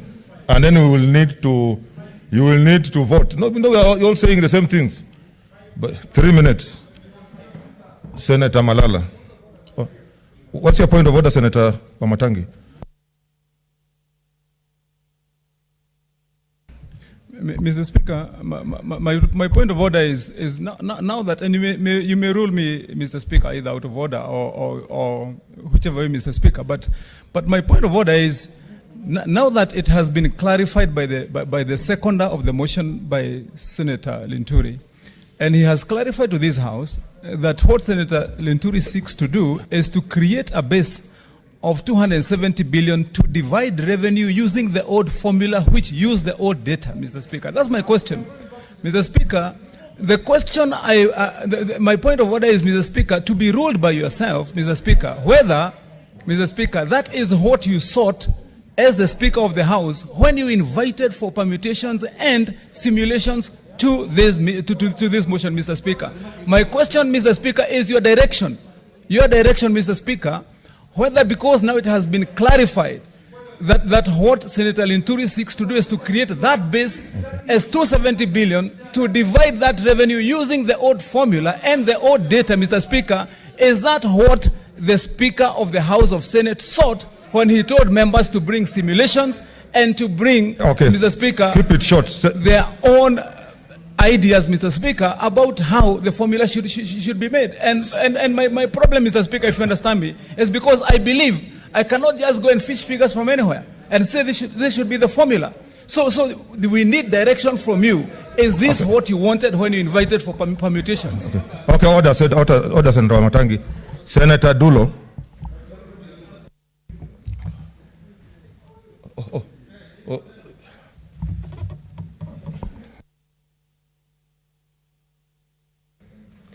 Mr. Speaker, I think Senator Senator Wamatangi is out of order because he's challenging your ruling and your decision. And that is my position. I think I gave direction on that matter. So I think propose that we proceed. I'll give each 5 minutes. If you can finish, maximum of 5. So that you also condense what you want to say. Senator Malala, then Senator Kajwang from the other chamber should be coming closer. Thank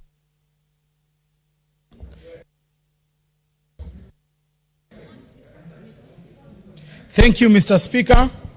Mr. Speaker, I stand to support the amendment by Senator Sakaja and Senator Linturi, and my argument is premised on the following argument. Mr. Speaker, when we promulgated our new constitution in the year 2010, we celebrated specifically Article 174 on the objects of devolution. Part G, Mr. Speaker, specifically addresses the issue that we need to ensure equitable sharing of national and local resources throughout Kenya. Mr. Speaker, today, Senate is at a stalemate because of 15% of the national resources, Mr. Speaker. Mr. Speaker, the big question should be, where is the 85%? People are advocating here for one vote, one man, one shilling, Mr. Speaker. I wish they transfer the same spirit to the 85% that is remaining at the national government. Mr. Speaker, I want to remind this nation that in 2013, I was the writer of a play called Shackles of Doom. Shackles of Doom addressed issues of an equal distribution of resources in this country, Mr. Speaker. Mr. Speaker, when you go to Turkana County right now, they have immense minerals, but the people who are benefiting from Turkana minerals are not the Turkanas, Mr. Speaker. Mr. Speaker, when you go to Taita Taveta, they have immense resources in terms of gemstone, but the people benefiting from Taita Taveta are not the people for Taita Taveta.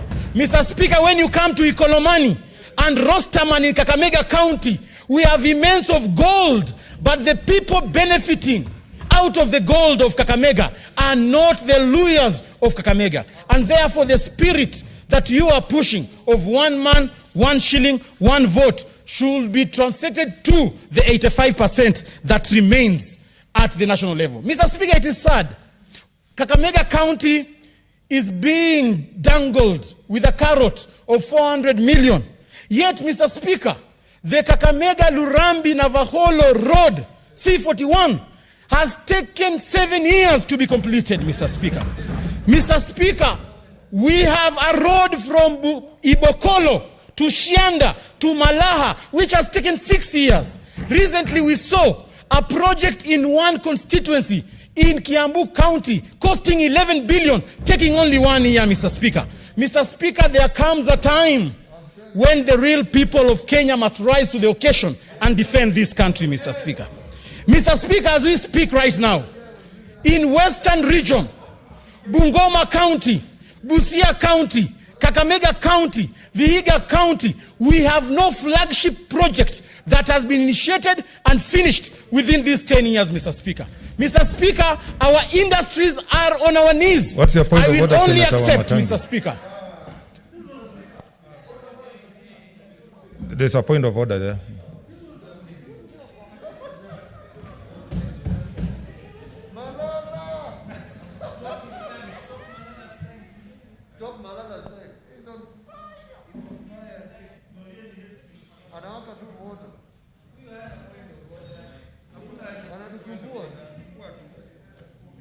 Give him the mic. Okay. No, Mr. Speaker, on two issues, because according to our standing orders, Mr. Speaker, it behoves the senator to substantiate if he makes one allegations or makes any claims. Mr. Speaker, it is important. When Senator Malala claims that he has seen a project in Kiambu worth 11 billion taking 1 year, it is the responsibility of the senator, Mr. Speaker, according to our standing orders, to substantiate. He should be able to substantiate, otherwise withdraw, because there's no such project, Mr. Speaker. And number two, Mr. Speaker, it's also, Mr. Speaker, we have the standing order on relevance, Mr. Speaker. Is Senator Malala in order, Mr. Speaker? Because what he's just going to do is to hype emotions and look political and suave in speaking. But he should speak to issues, Mr. Speaker. But most of all, let him pinpoint which project is it that he saw in Kiambu that took 1 year. But I want to inform him, because he came to the House the other day, Mr. Speaker, that as the chairman of roads, Mr. Speaker, I am the one who inspected the project in Kakamega, that of the road that starts from Kisumu to his own county, Mr. Speaker, which has been finished in less than 2 years, Mr. Speaker. What's your point of order? Mr. Speaker, my point of order, I said very clearly that Senator Malala should substantiate the projects he said he saw taking 1 year worth 11 billion, Mr. Speaker, but also to inform him, Mr. Speaker. Okay, Senator Malala, you have the order. Let's consult in low tones. What's your point of order, Senator Murkomen?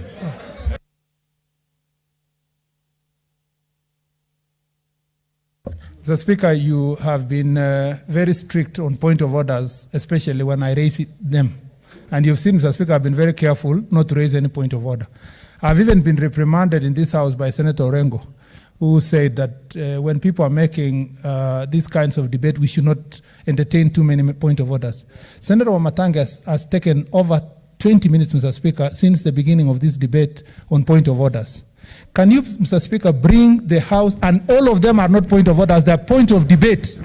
Can you, Mr. Speaker, because we are now operating within 5 minutes, can you give a chance to every senator who will have an opportunity to speak, Mr. Speaker, to speak without these unnecessary interruptions? Okay, order,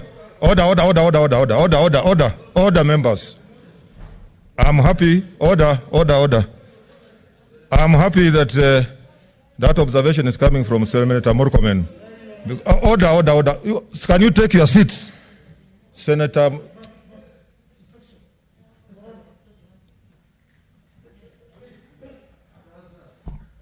Order, Senator Orengo. Mr. Speaker, I just wanted to take on from where Senator Murkomen has left. Normally, by General Convention of Parliaments, a point of order that takes more than 30 seconds to prosecute is not a point of order. It should be short, precise. But having said that, Mr. Speaker, I think it is important that the rule applies universally. Yeah, so that when somebody stands on a point of order, it should be like a missile, 30 seconds. Otherwise, the debate will not be a debate. It will be points of order. So I seek your indulgence, Mr. That is going to apply from now. Senator Malala. Thank you, Mr. Speaker. Mr. Speaker, I'm sure they wanted to derail my thought process, but I am steady on this matter, Mr. Speaker. Mr. Speaker, I said I will not take a mere 405 million shillings for Kakamega. Yet our farmers in Kakamega, Bungoma, Busia, our sugarcane farmers have not been paid, Mr. Speaker. Mr. Speaker, we want, Mr. Speaker, to think nationalistic, Mr. Speaker. Mr. Speaker, it is a high time that we derive our argument from our national anthem and our first 3 lines on our national anthem. O God of creation, bless this our land and nation. Justice be our shield and our defender, Mr. Speaker. I want to remind our colleagues, Mr. Speaker, that leadership comes from God. And the same God in the Bible, Proverbs 31:9, says, open your mouth, judge righteously, and defend the rights of the poor and needy. Mr. Speaker, it will be immoral and ungodly for me, the senator of Kakamega, who got my leadership from God, to take away money from Turukana and bring it to Kakamega. It will be ungodly for me, the senator for Kakamega, to take food from a hungry child of Marsabit and take it to Bungoma County. It is ungodly, Mr. Speaker, for me to take medicine from a patient from Tana River and take it to Kiambu. Mr. Speaker, as I finish, I want to remind... The time is up. I want... Senator Kajwang. Just as leadership, Mr. Speaker. No. 30 seconds, Mr. Speaker. No. Mr. Speaker, I'm in leadership. I wish... Order, Mr. Senator. Speaker.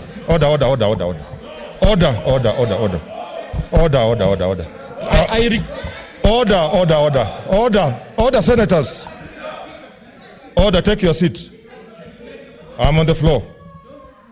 I don't think you will say what you have not said in 1 minute. So take your seat. I want to be fair to all senators, and I'm going to be strict. Take your seat. Senator Kajwang.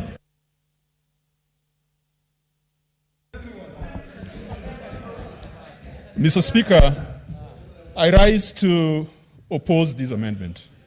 Mr. Speaker, because there are many Kenyans who do not understand where we are and what we are dealing with. I am opposing Linturi's amendment to Sakaja's amendment to Kibiru's amendment. And Mr. Speaker, we have confused this nation. The Kibiru formula was at some point called the Linturi formula because it is Senator Linturi who introduced the square root, which had an adverse effect on numbers for certain counties. Mr. Speaker, the report, the parent motion that these amendments seek to amend were done by Senator Linturi. Now he has brought a further amendment, bringing a different basis for consideration, Mr. Speaker. Mr. Speaker, Senator Ledama Olekina, my friend, who has seconded this motion, this amendment, has an amendment on the order paper. He wants to amend the Kibiru report. Now he supports Linturi's amendment of Sakaja's amendment of Kibiru's report. Mr. Speaker, this is not the manner in which you're supposed to do a formula that is supposed to drive this country into the next 5 years. If you ask people how we ended up with 47 county governments in this republic, no one will give you the basis. Because people sat in a smoke-filled room and started haggling and trying to find out how they're going to balance interests. And so we said, let's have 47 counties instead of 9 counties or instead of 30 counties. This is the same method that we are using to determine a formula for allocation of revenue. Mr. Speaker, I oppose this amendment because Homa Bay County is bound to lose 29.14 million. And a conversation where there are winners and there are losers is a conversation, Mr. Speaker, that is not healthy for this country. I want to disagree with those who believe that Senate determines the formula or the basis at the exclusion of the public. Mr. Speaker, there is no decision that we are mandated to make without reference to the public and the people who gave us the opportunity to sit in this house. That is why the first article in our Constitution talks about we the people. How can people go and sit under a tree and come up with a formula? And Mr. Speaker, this is a 10th formula. And this is the 8th meeting. How do you sit under a tree, bring an amendment to this house that will determine how money is shared without subjecting it to a process? Why did we establish the Commission for Revenue Allocation? If Senator Linturi is the expert in these matters, let's abolish the CRA and let's have Senator Linturi running the CRA. Mr. Speaker, this being the 10th formula, I want to assure you that if we continue this way, I will also come up with a formula. They have said one man, 1 shilling. I am going to say 1 fish, 1 shilling. Because this formula, Mr. Speaker, does not take into account the interests of fisher folk. And that is why Mombasa County gets only 40 million on agriculture. That is a Kibiru formula. And yet the people of Mombasa are fishers. Mr. Speaker, Homa Bay has the largest share of Lake Victoria. The fishing community has not been taken into account. Let us sober up. Otherwise, I'll be talking of 1 fish, 1 shilling, so that we have one that is fair. Senator Cherargei.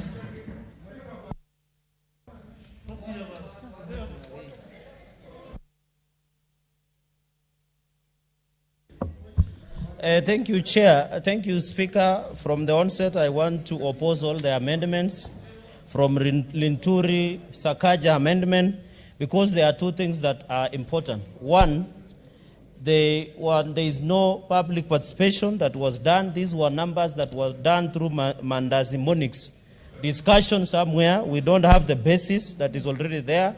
Number 2, Mr. Speaker, I have had many people misleading the country. Marsabit, Turkana, and Wajir form 33% of land in this republic. 8% as provided for out of 316 billion, Mr. Speaker, goes to 25.3 billion. A third, which is Marsabit, Turkana, and Wajir, get 8.3 billion. Senator Wambua should start coming. 16 billion are only left to 44 counties. Madam, Mr. Speaker, we will be lying to country. We have said money follow functions. And that is why some of us have said population. In Nandi, for example, per square kilometer, Mr. Speaker, is 310. In Marsabit, which is the largest, 6 kilometers per square kilometer, Mr. Speaker. So what do you do when you have more people that is needed in Nandi? And Mr. Speaker, secondly, as we talk today, the entire of North Rift, the 2016-2015 poverty index in Rift Valley and Maasai North Rift has gone up. Why, Mr. Speaker? because agriculture is in ICU. And when we talk about agriculture, it is about livestock and fisheries. Fisheries is part of blue economy, Mr. Speaker.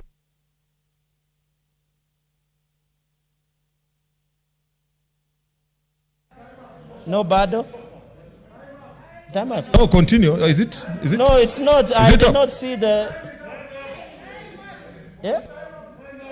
Mr. Speaker, finally, I want to say this. Whether you want to intimidate. Oh, this time is not yet up, please. So, Mr. Speaker, the issue on agriculture in North Rift, especially in Nandi, is ICU. In the ICU, tea sector, coffee, maize, and dairy. That is why poverty in Nandi is very high. And that is why, as the senator of Nandi, I will not sit back and cede ground for 1.4 billion that was meant by Nandi to be taken away. That is our rightful share. The reason I was is to push for the interest and cushion farmers that today the farming business in North Rift is in the ICU.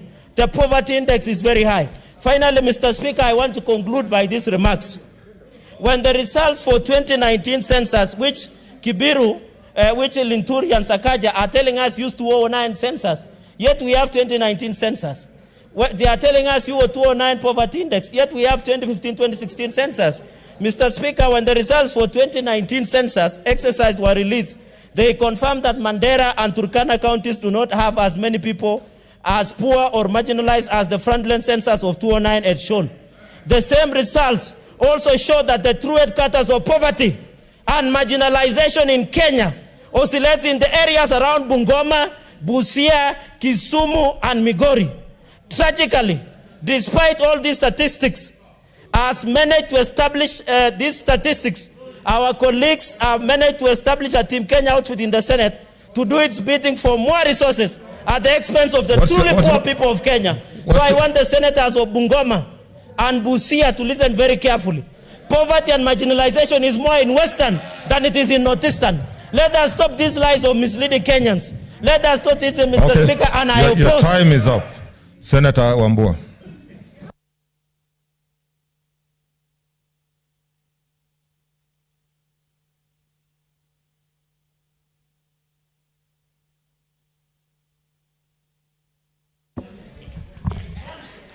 Thank you, Mr. Speaker. Mr. Speaker, I thank you for the opportunity to make a contribution to this debate.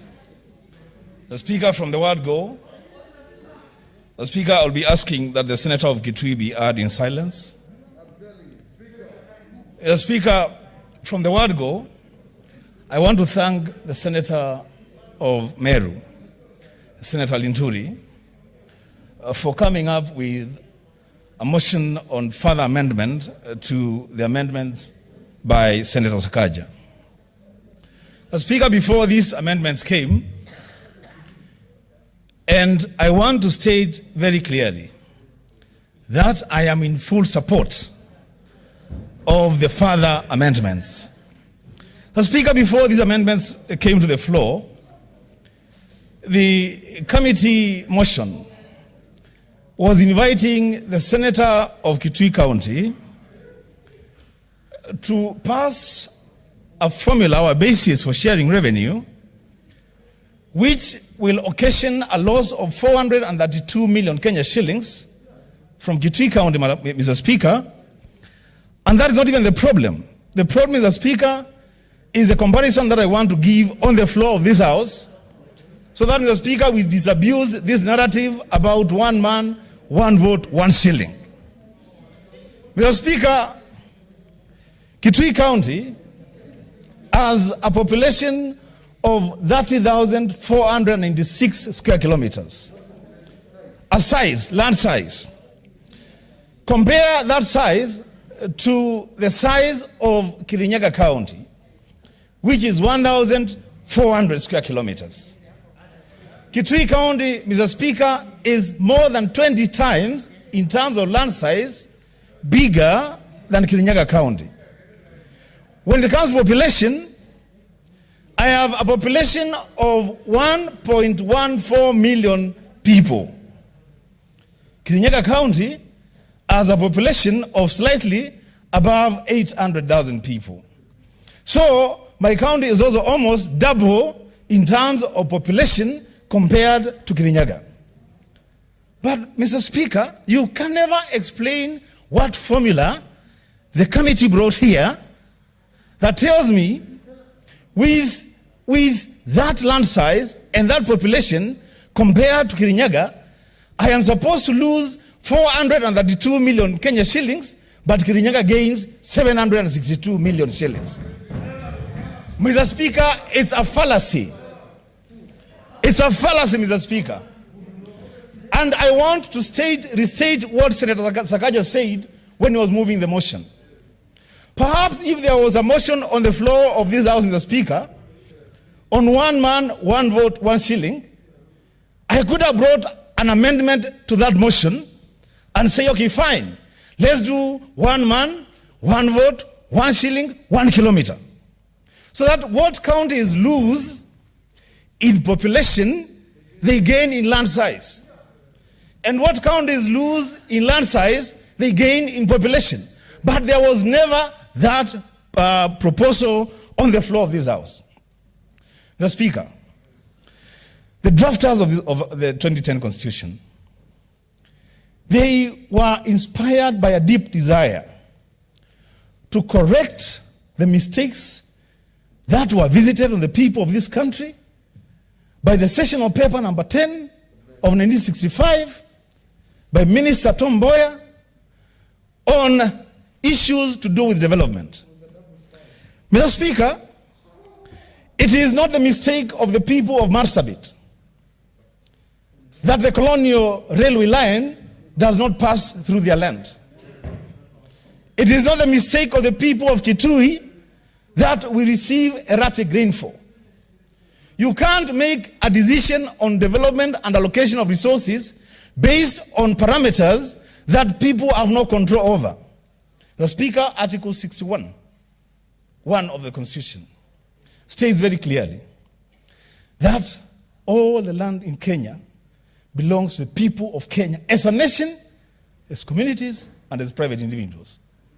The people in Marsabit are Kenyans just as much as the people of Nairobi are Kenyans. And the Speaker, we can never elevate the issue of population over and above all other parameters to the extent that the people who have suffered marginalization over the years continue to suffer. And lastly, Mr. Speaker, I want to thank the senators who have stood for Kenya. Senators who have said, although they are gaining money, they will make sure that no county will lose any money. Mr. Speaker. Your time is up. Senator Kangata.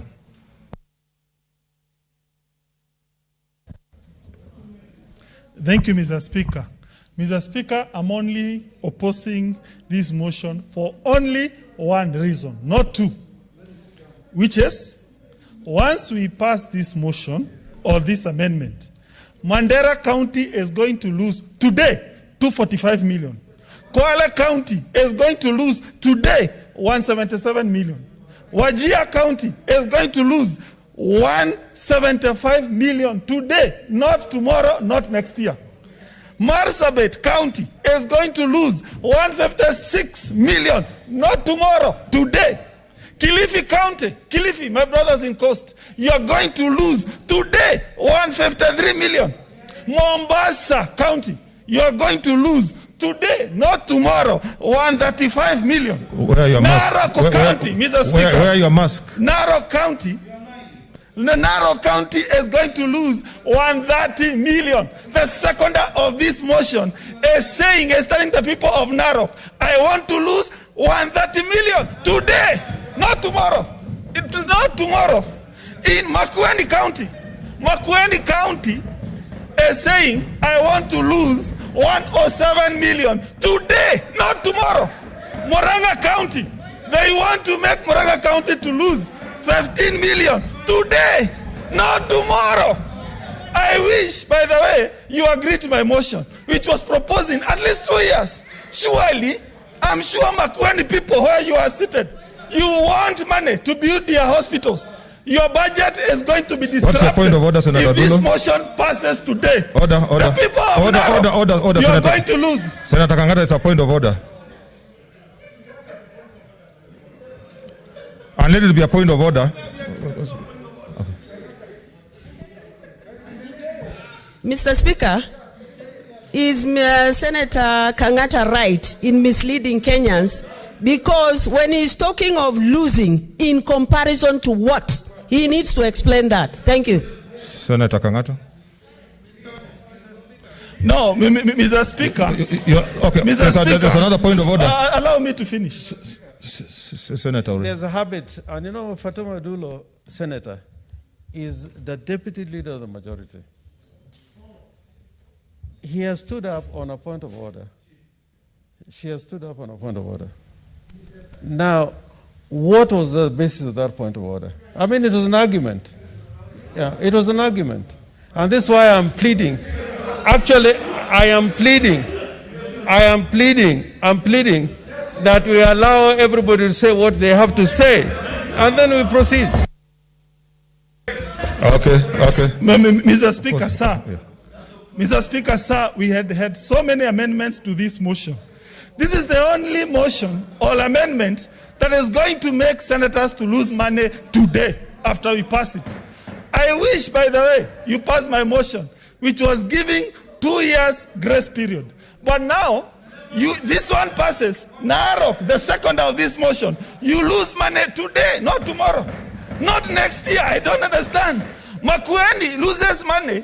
Immediately we pass this one. It means the people of Makueni are going to lose resources which would have gone to build hospitals today, which would have gone to assist the people of Makueni today, not tomorrow. Mr. Speaker, sir, I better even prefer Sakaja's motion than this one. I swear, if I was because now for the first time, Murang'a County is going to lose. The move of this motion wants to make Murang'a people lose 15 million today, not tomorrow. If I was to be told, can you choose this one and Sakaja, I would go with Sakaja. But this one, Makueni brother, you're being told to lose money today.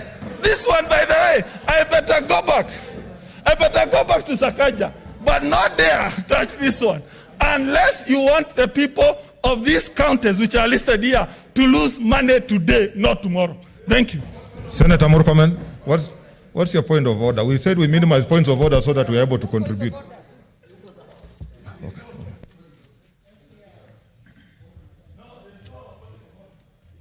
Yes, you are not on mic. No point of order. Mr. Speaker, you know I rarely, if ever, stand on frivolous points of order. Part 17 of our standing orders are about rules of debate. I've had 3 senators now. I think Senator Kangata, Senator Cherargei, and others shouting, when passing their point. I know it's an emotive issue, Mr. Speaker, but would you just advise members, because Mr. Speaker, many times your volume is conversely proportional to the point you're making. Order, Senator. Speaker, they're just raising emotions for no reason. We have rules of decorum. Order, Senator Sakaja. Order. What is your point of order? Huh? What's your point of order?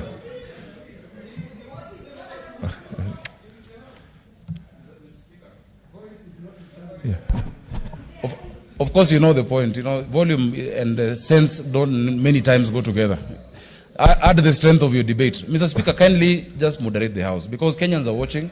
It's an emotive issue and you're raising emotions for no reason. And many points that Kangata said I agree with. But I don't agree with some. That doesn't mean I need to shout him down. So please, Mr. Speaker, we need decorum in this House. This is a House that Kenyans are looking up to. No, but order. Let me say this. You cannot control somebody's volume. And people have made differently. There are people who will whisper. There are people who will talk differently. Those are personal human attributes that continue, Senator Murkomen. Thank you, Mr. Speaker. Mr. Speaker, from the onset, I want to say... In the meantime, Senator Ochilo Ayako from the outer... Thank you, Mr. Speaker. From the onset, I want to say I support the amendment of Senator Linturi. And Mr. Speaker, my support is necessitated by the spirit of give and take, because, Mr. Speaker, the ideal position would have been to go with the amendment of Senator Sakaja as it is, but because, Mr. Speaker, some counties wanted to start earning, Mr. Speaker, higher allocation based on the new formula, and that we needed to mitigate the losses that the other counties were getting, Mr. Speaker, I support this amendment. Mr. Speaker, the promise of developmental devolution, Mr. Speaker, in our constitution is based on equitable distribution of resources. Devolution, Mr. Speaker, was to bring the areas that were called ASAL areas, Mr. Speaker, back to the center. Devolution, Mr. Speaker, was supposed to stop this idea that when one left Lodwar, Mr. Speaker, to come to Nairobi, they usually used to say, I am leaving Lodwar to go to Kenya. Mr. Speaker, the Constitution wanted to create an environment where Wajir County, Tana River, Mr. Speaker, someone in Hola, Mr. Speaker, someone who is in Mwabingu, Mr. Speaker, in Taita Taveta, or someone, Mr. Speaker, who is taught in Elgeyo Marakwet County, would feel, Mr. Speaker, that they are part and parcel of the country called Kenya. Mr. Speaker, I wish the debate about, Mr. Speaker, allocation of resources was being done somewhere in Wajir County, or in Garissa, Mr. Speaker, or in Tana River, or somewhere, Mr. Speaker, in Samburu. Mr. Speaker, it's unfortunate that we are doing it in Nairobi, very beautiful place and its environs. And there is a reason why Nairobi has the highest population, Mr. Speaker. There is a reason why Kiambu has the highest population. There is a reason why Uasin has the highest population. There is a reason why Mombasa has a high population, Mr. Speaker. The reason being that these are areas that are greater promise because the government from colonial times invested in these areas. Mr. Speaker, the Constitution, through devolution, wanted to open up new areas of development, Mr. Speaker, so that in future the population of Isiolo will increase, Mr. Speaker, because opportunities have been created in Isiolo. Mr. Speaker, I have been asked many questions about why I support, Mr. Speaker, this motion, and why Elgeyo Marakwet is gaining money. And I'm opposed, Mr. Speaker, to a formula that makes the other counties lose 2 billion. Mr. Speaker, I want to reiterate what I said already to the public. The people of Elgeyo Marakwet sent me to the Senate, not, Mr. Speaker, to fight for resources with my fellow counties, Mr. Speaker.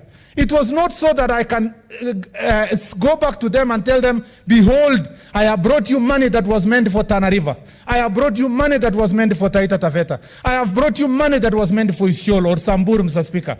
Mr. Speaker, the primary responsibility of this House under Article 96 should be to fight for greater allocation to the county governments, Mr. Speaker, so that then the cake that goes to the county government is higher, Mr. Speaker. Mr. Speaker, there has also been this argument that has been presented that insofar as devolution is concerned, the people who are in higher population areas are the ones who raise more money. That's not true. Mr. Speaker, Mombasa County perhaps generates higher revenue to this country than, Mr. Speaker, many of the counties that are boasting of higher population. Narrow County, which was supposed to lose under the Kibiru's formula and the committee formula, Mr. Speaker, almost $1 billion. Mr. Speaker, generates more money through Masai Mara, Mr. Speaker.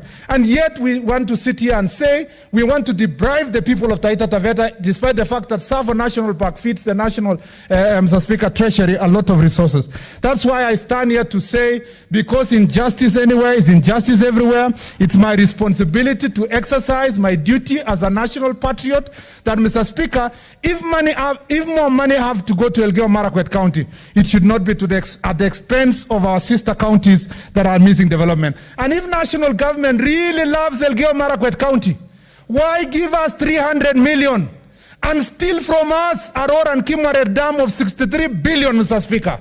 And, Mr. Speaker, marginalize that county because the argument has always been it's a smaller county, we should not give them bigger development. If national government want to show their love for Elgeyo Marakwet County, let them implement Aurora and Kimwarer Dam. Mr. Speaker, I support.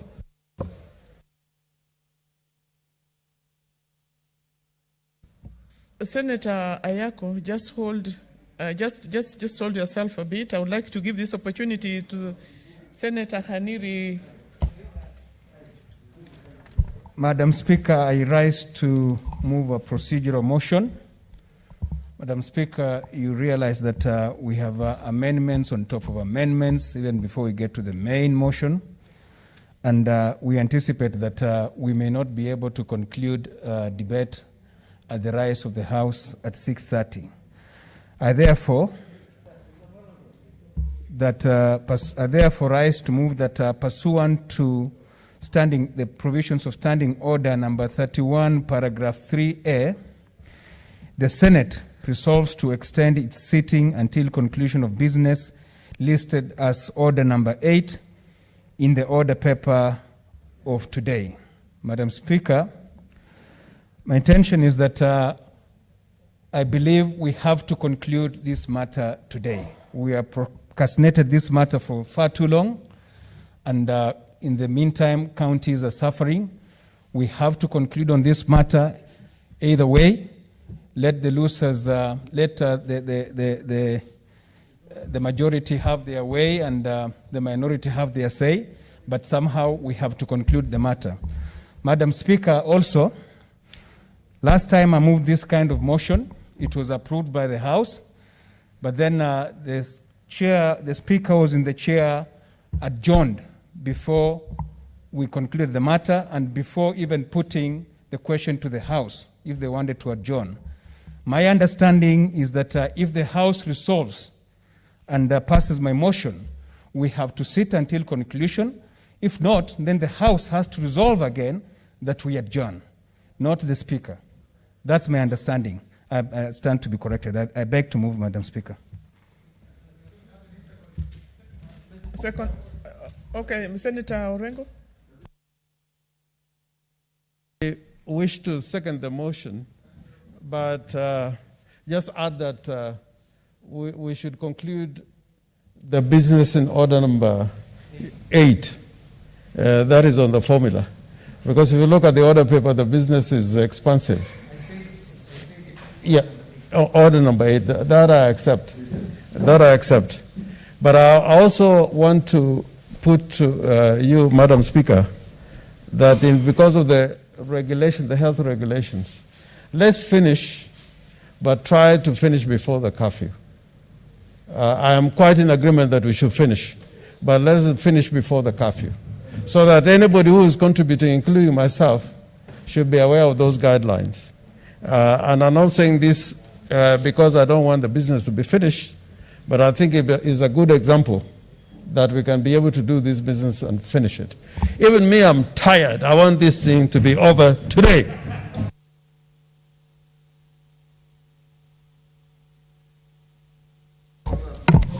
Honorable Senators, I now propose that pursuant to Standing Order 31.3.1a, the Senate resolves to extend its sitting until the conclusion of business listed in order number 8 in today's order paper.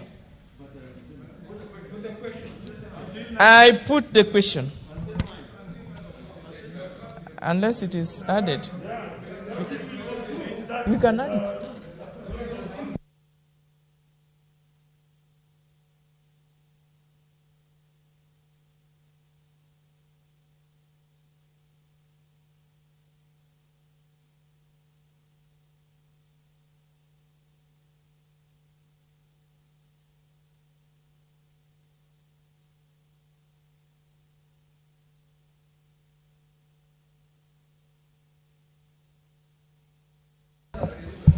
Honorable Senators, I now put the question that pursuant to Standing Order 31.3a, the Senate resolves to extend its sitting until the conclusion of business listed in order number 8 in today's order paper. May as many as are of the opinion say aye, and those of the contrary opinion say nay. The ayes have it. Senator Chilo Ayako.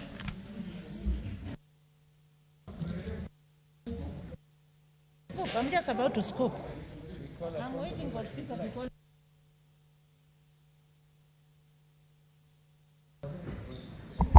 Thank you, Madam Speaker, for giving me an opportunity to oppose the motion that has been brought by Senator Linturi.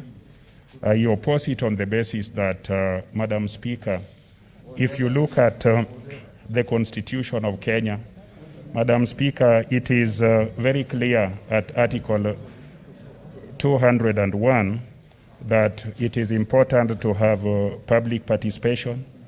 It's also important to have many activities under that particular proviso as it relates to matters public finance. Madam Speaker, I am in doubt whether Linturi's formula had the benefit of public participation. Having said that, Madam Speaker, I want to go on record that what we are debating here is false. What we are debating here is mischaracterized. What we are debating here is a fallacy, and this is the fallacy.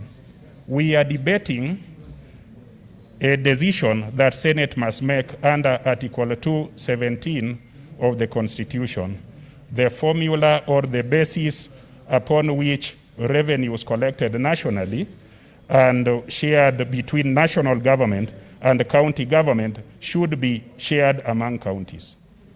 Madam Speaker, my county of Migori is 7 years old. Mandera County is 7 years old. Busia County is 7 years old. Nairobi County and all these counties are 7 years old. I have heard words and phrases being bandied around here that one county has marginalized the other. We are age mates. We have been given birth to and we have been made effective by the Constitution of 2010. The marginalization that is being talked about here is an issue that is older than counties and cannot be addressed in this formula. This formula must be a fair formula, must be an equitable formula, must be a formula that addresses our ages, addresses our populace, addresses our level of development. But we cannot introduce issues of marginalizations that were started by the colonialists, started by the national governments of times before us, and convolute this debate and make it a fallacy. The counties here have no capacity. Kiambu has no capacity to marginalize Migori. Mandera cannot marginalize Migori. Mombasa can't marginalize Migori. So I am deeply saddened when I'm accused of marginalizing any county. How do I do it? I just want a simple formula where each county would get something that under that formula is the basis upon which they should be having their money. So, Madam Speaker, when we introduce marginalization, we are talking a fallacy, we are distorting facts, and we are distorting so many things. And just to talk about marginalization, Migori County has a place called Kuria that only recently received the first kilometer of tarmac road. Nyatike in Migori County, sub-county, has never had tarmac since they had.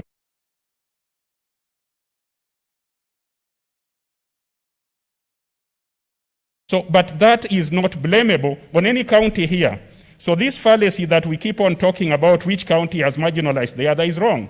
The right thing is that we have a numerator that has not changed. The money shareable has not changed, but we are being asked to change the denominator. And once we do that, the numerator, if it doesn't change, then monies allocated to counties are going to change. We like it or we don't.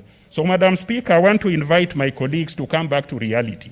Let us restrict our debate to counties and what is available for sharing. If national government has been taking our counties, after passing this formula in the manner the committee proposed, let us collectively approach the national government to help us change the numerator. Let us not fight among ourselves. Thank you, Madam Speaker. Senator for Tharaka Nithi, Senator Kindiki Kithure.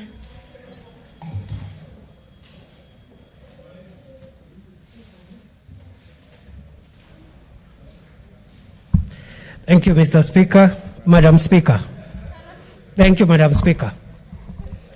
Madam Speaker, I support the amendment brought by the Senator for Meru, my neighbor, on the motion or the amendment brought by Senator Sakaja, my friend.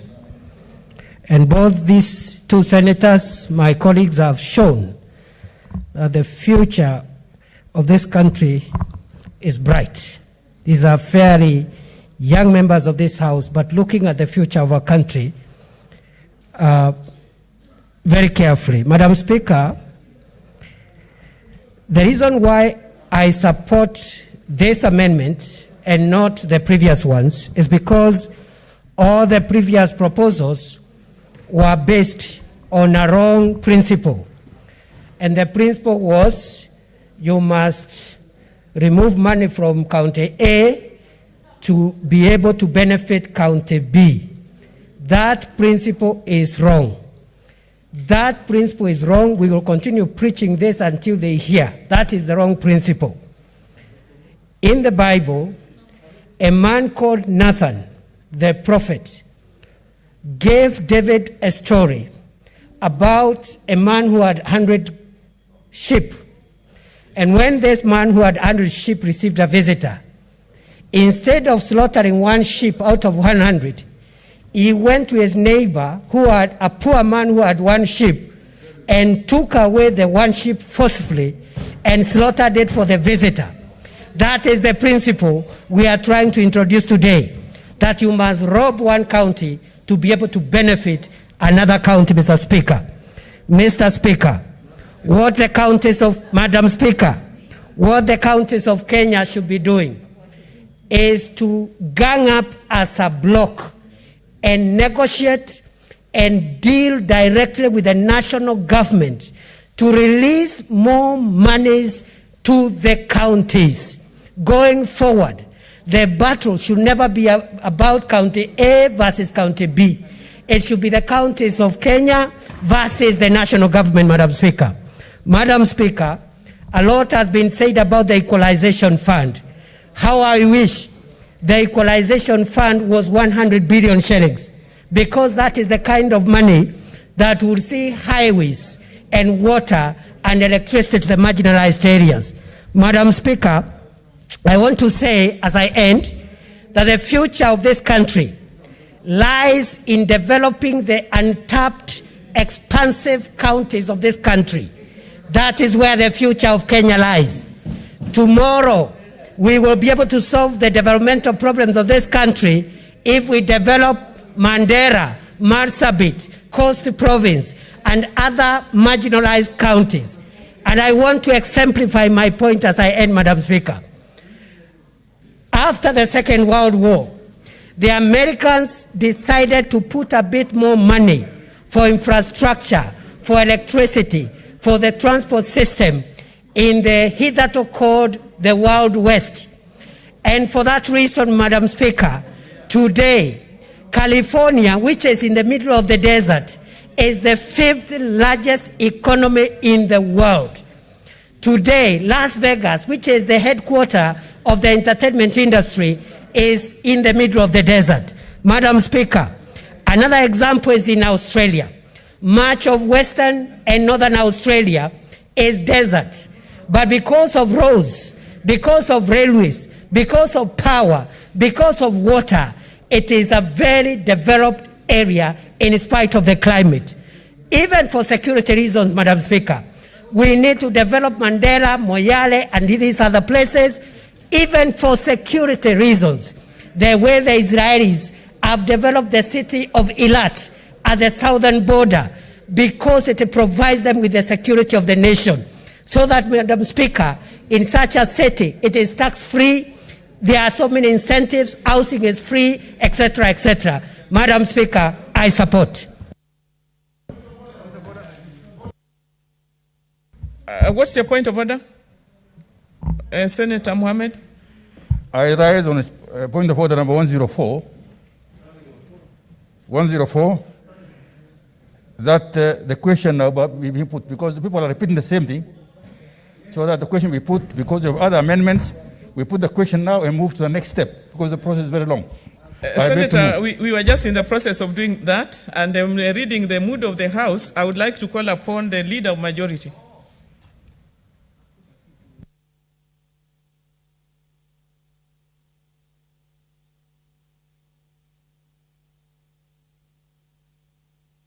Senator, continue. Yes, thank you. Madam Speaker, there is a time when ideas converge.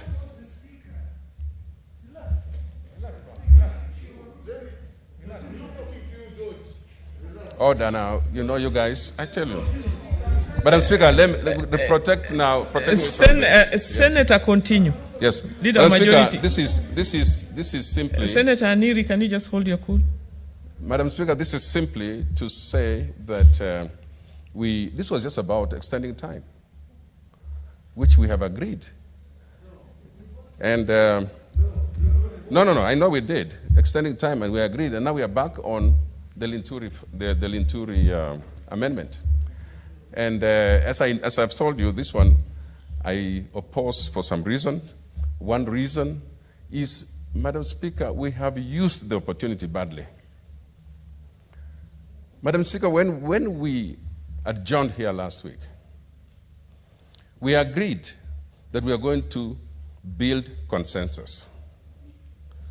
This is a unilateral move. There's no consensus that was built, Madam Speaker. And then we are told, bingo, we have a solution. It is a bingo.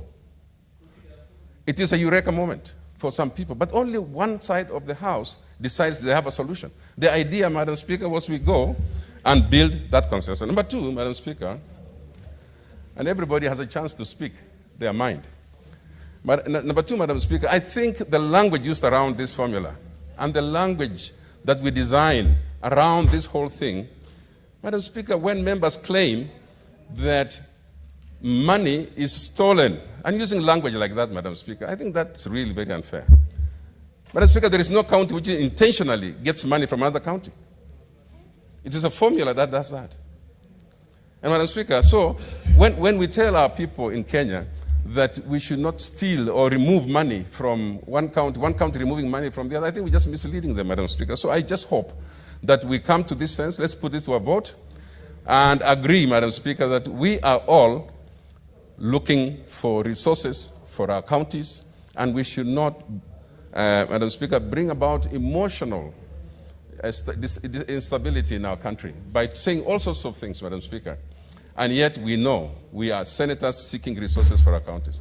I oppose, and Madam Speaker, I just want to say we better put this thing to this test of a vote and move on. We have another amendment still waiting. We have other amendments. So let's take the shortest time, Madam Speaker, in all these amendments so that we can finish. Thank you very much.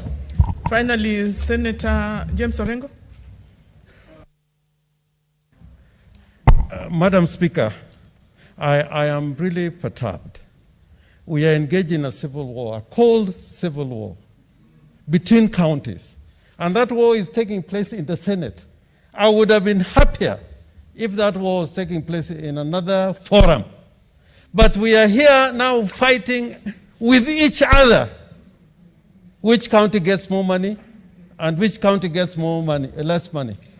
The fight for resources, as I said in the beginning, Madam Speaker, 10 days ago, that if you are not very careful, what sessional paper number 10 did to this country in trying to ensure that development followed the railway line, we are doing it here today by having formulas coming in all sorts of formulations of winners and losers.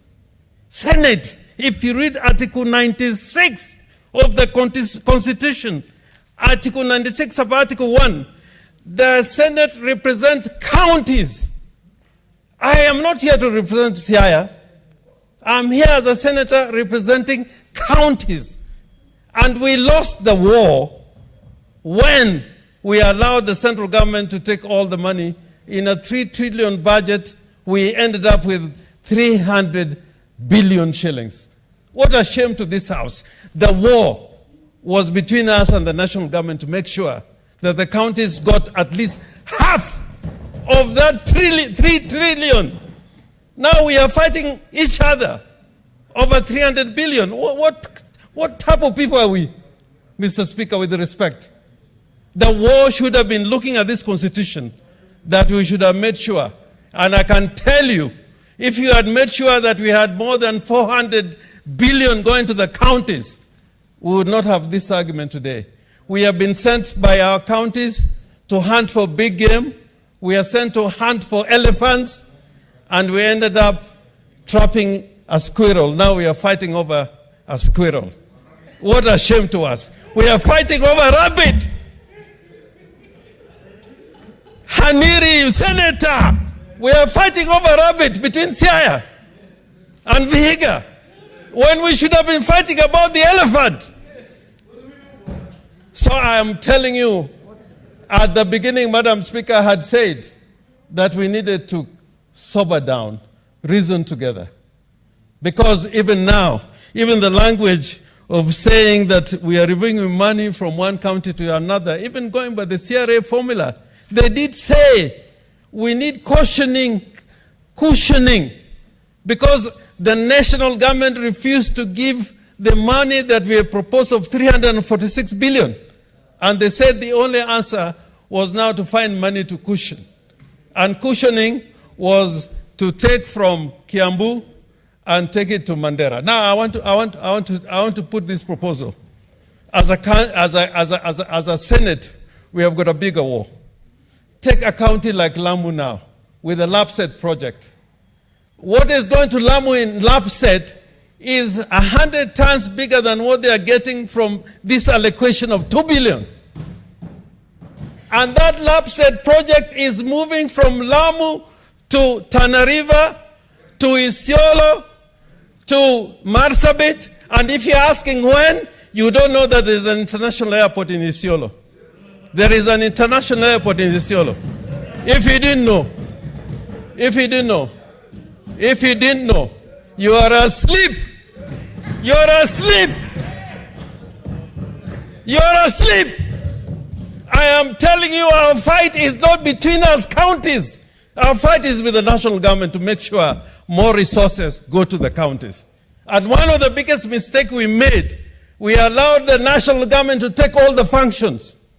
In agriculture, a lot of the money we should be going to the counties in health are remaining at the national government.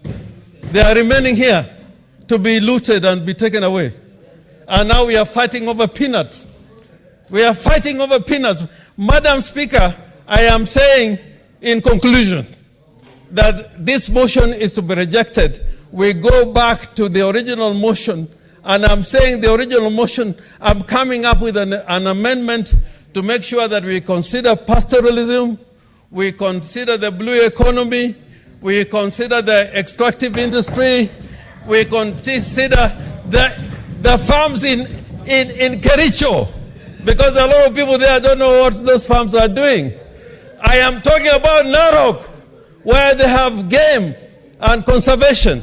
We want it to become part of the parameters. Mr. Speaker, I am asking this Senate to wake up that our fight is not between counties, but between us and the national government. I oppose. Honorable Senators, may I have your attention, Honorable Senators? I now propose the question. I now put the question, which is that the amendment by Senator Johnson Sakaja, MP, to the motion on the report of the Standing Committee on Finance and Budget on the third basis for allocating among the counties the share of national revenue for financial year 2020-2021 to 2024-2025 be amended in the manner proposed by Senator Mithika Linturi, MP, as appears on the order paper. I will now ask the bell to be rung for three minutes. Okay, 1 minute is okay. I'm okay with that. Before we take the vote, and the vote will be done by a roll call. 1 minute only.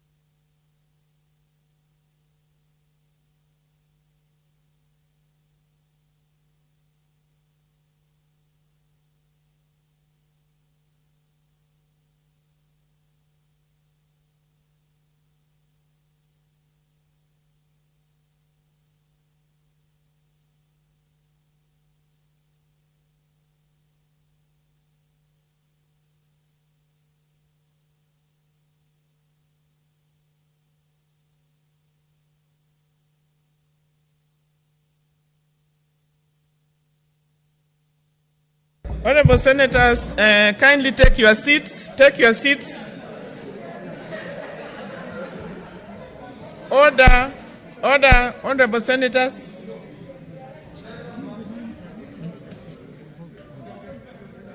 Yeah. Okay, okay. Honorable Senators, kindly take your seats. We are going to vote by roll call, and you vote from your seat. Kindly vote from your seat.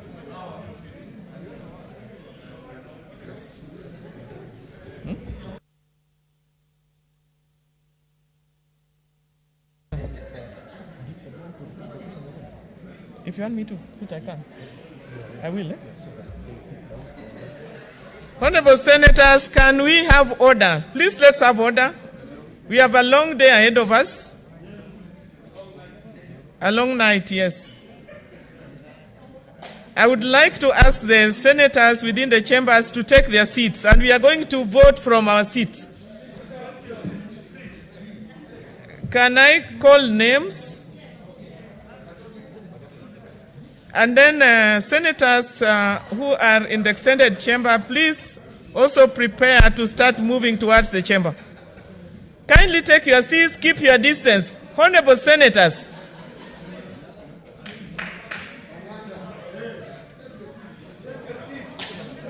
Kindly take your seats and keep your distance, please. Social distance.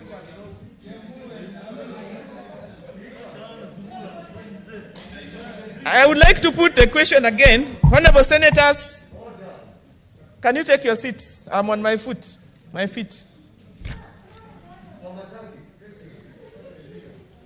Can I put the question again? I now put the question, which is that the amendment by Senator Johnson Sakaja, MP, to the motion on the report of the Standing Committee on Finance and Budget on the third basis for allocating among the counties the share of national revenue for financial years 2020 to 2021, 2020 to 2021, and 2024 to 2025 be amended in the manner proposed by Senator Mithika Linturi, MP, as appears on the order paper. Can we start voting? Senator Adan Duro Fatuma, Isiolo County. I vote yes. Senator Ali Abdurai Ibrahim, Wajir County. I vote yes. Senator Boy Isa Juma, Kwale County.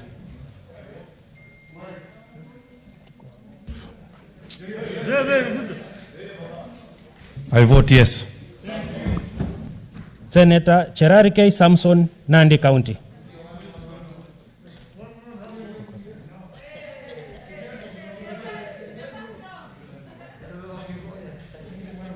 For the sake of one man, one vote, 1 shilling, I vote yes.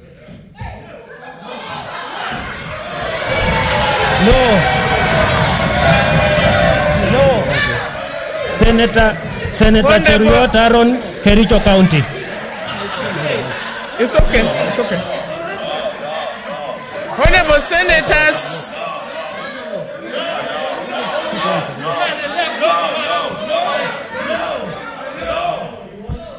You can allow Cherargei later, but for me, I vote yes to Linturi's amendment. Honorable Senators, please vote from your seats. Don't move. Don't go to the dispatch. Senator Haji Mohammed Yusuf, Garissa County. He has not voted. See the speaker. He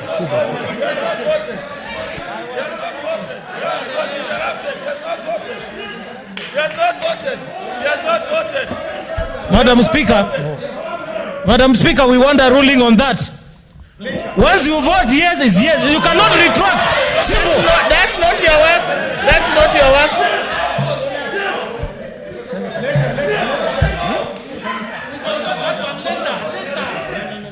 Point of order. No, he did. That's it.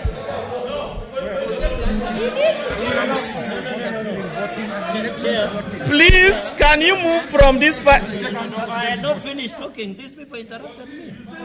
Can you, no, honorable senators, I will give guidance on that one. Let's finish the voting. We will give guidance on that one. On behalf of my delegation, Senator for Garissa.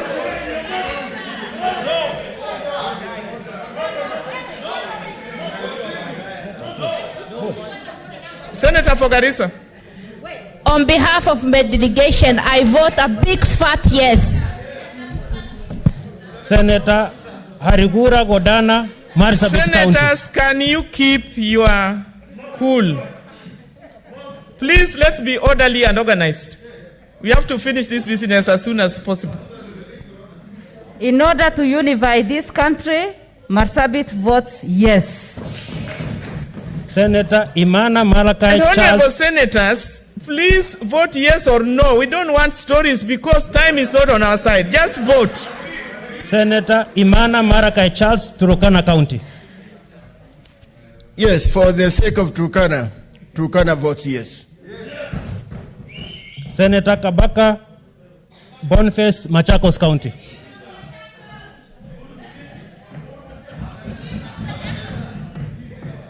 For the unity of Kambas, I vote yes, and Kenya.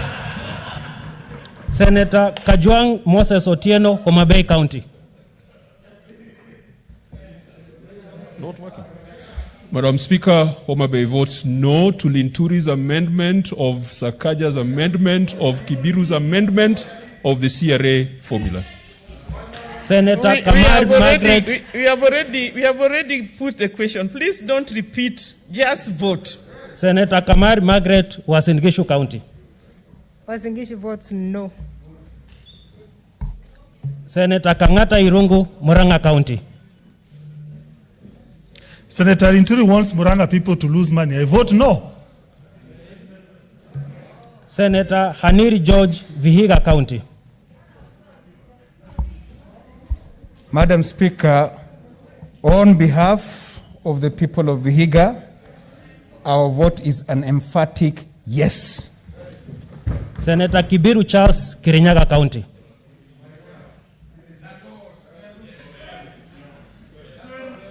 Because of the lies that has been put here by Senator Wambua, I vote no. Senator Kihika Susan, Nakuru County. Honorable senators, let us use civil language.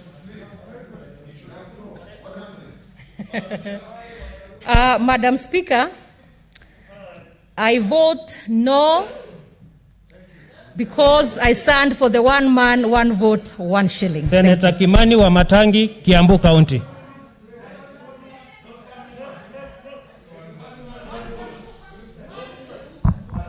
Madam Speaker, because the proposal brought by Senator Linturi is anti-policy.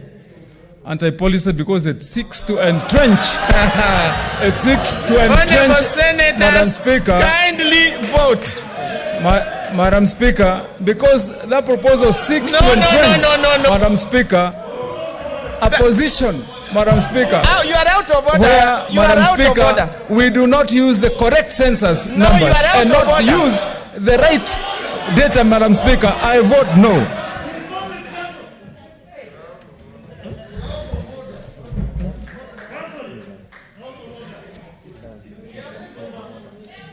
What?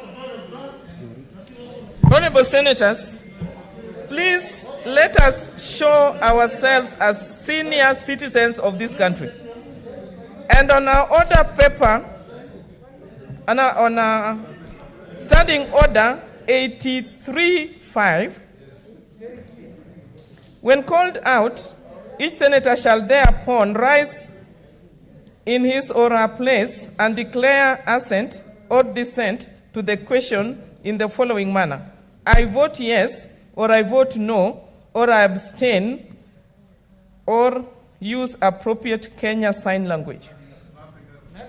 And nothing else. And honorable senators, if you are within the chambers, just vote from where you are. Don't move to the dispatch. Senator Kindiki Kithure, Tharaka Nithi County. Madam Speaker, I vote yes.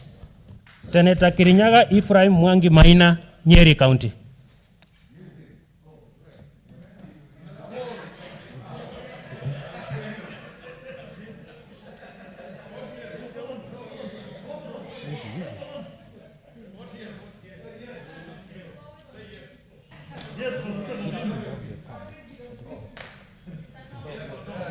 Next to you. Oh, let me go. Thank you. On behalf of Nyeri people, I vote no to the amendment. Senator Langat Christopher Andrew, Bomet County. I vote yes. Senator Lelewel Tumbesi, Samburu County.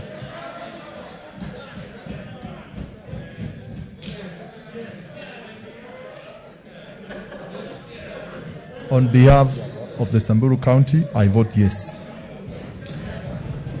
Senator Linturi Mithika, Meru County. I vote yes. Senator Loitiptip Annual, Lamu County.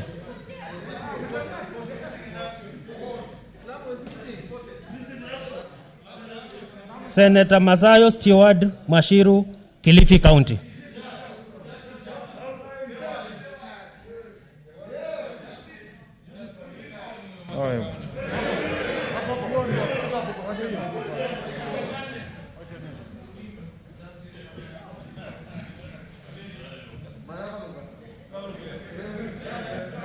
Madam Speaker, the delegation of Kilifi County votes yes. Senator Mahmoud Mohamed Malim, Mandera County. Madam Speaker, I vote yes. Senator Malala Cleophas Wakungu, Kakamega County.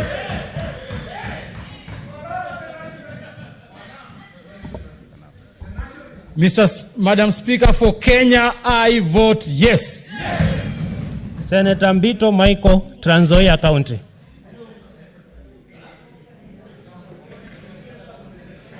Madam Speaker, Trans Nzoia votes no. Senator Mbogo George Ochiro Ayako, Migori County.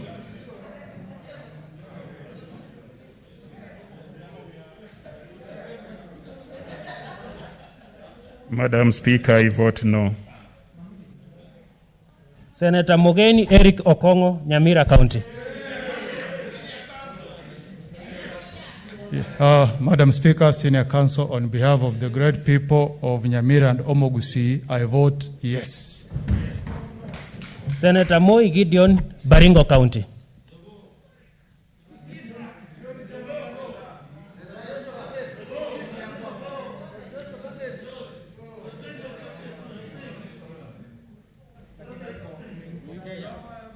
There's one here.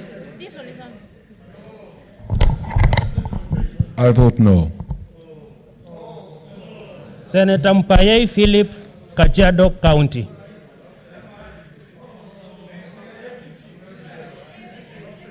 Senator Murkomen Kipchumba, Erigayo Marakwet County.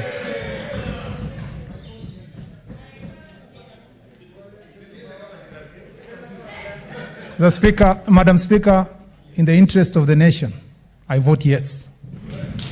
Senator Mutula Kilonzo Jr., Makueni County. For the interest of Kenya, I vote yes. Senator Mwangi Paul Githiomi, Nyandarua County.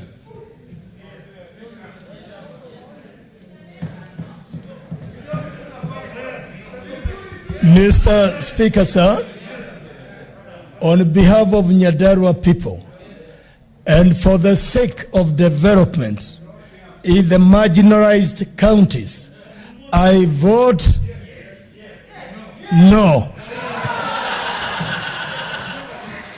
Senator Mwaruma Jones, Taita Taveta County.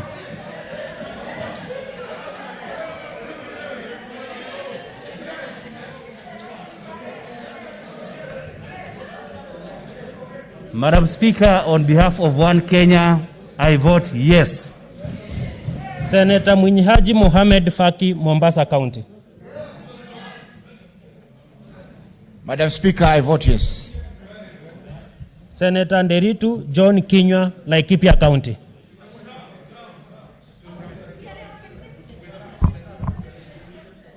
Madam Speaker, kwa minajili ya kugatua pesa kila mahali, mimi napiga hapana. Senator Ndwiga Peter Njeru, Embu County.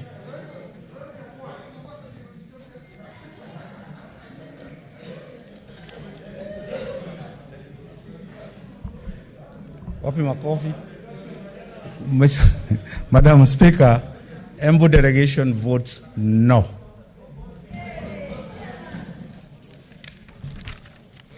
Senator Olekina Ledama, Narok County. Madam Speaker, for One Kenya, I vote yes. Senator Ongeri Samson, Kisii County.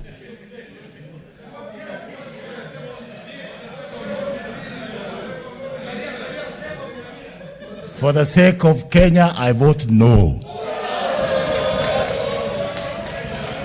Senator Orengo James, Siaya County.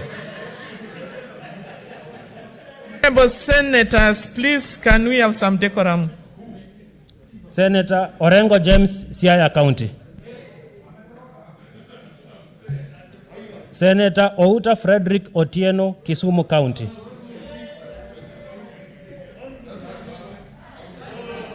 For the sake of this nation, I vote no. Senator Bogisho Samuel, West Pokot County. Madam Speaker, I vote no. Senator Sakaja Johnson, Nairobi County.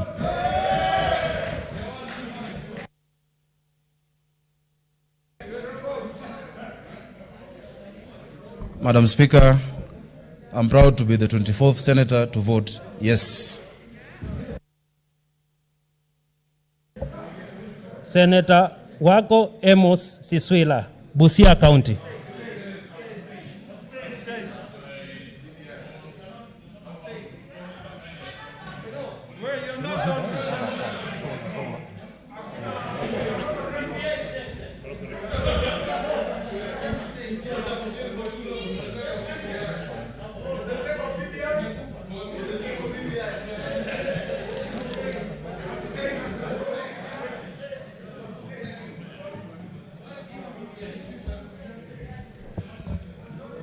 I wish it was only Sakaja's motion because Sakaja, I knew him. Honorable Senators, no, please vote. Just I knew vote. him before he was born. I vote no. Senator Wambua Enoch, Kitui County.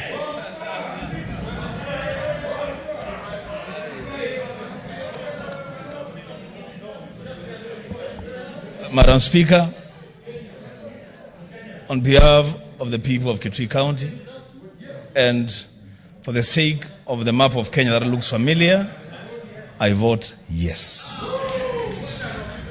Senator Wario Gorij Juma, Tana River County.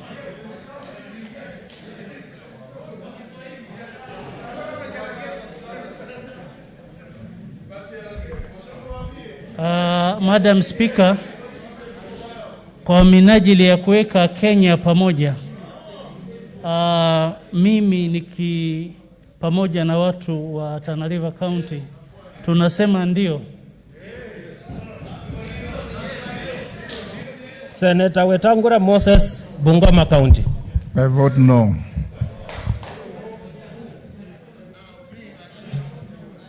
Senator Orengo James, Siaya County. Madam Speaker, I vote no.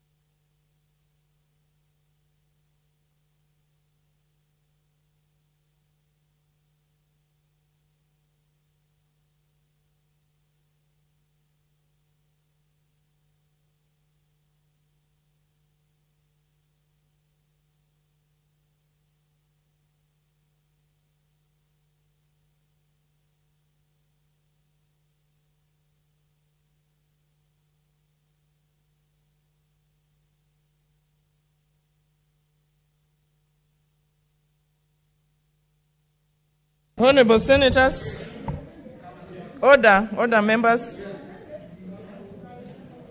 We may have to take a repeat for Senator for Lamu and Senator for Kajiado. And Standing Order 84, if after electronic voting or a roll call vote has been made, it is discovered that the number has been inaccurately reported, or that an error has occurred in the names or the division list, the fact shall be reported to the Senate, and the Speaker shall direct that the necessary correction be made. And based on that, I would like to give Senator Shererger an opportunity to vote the way he would want to vote.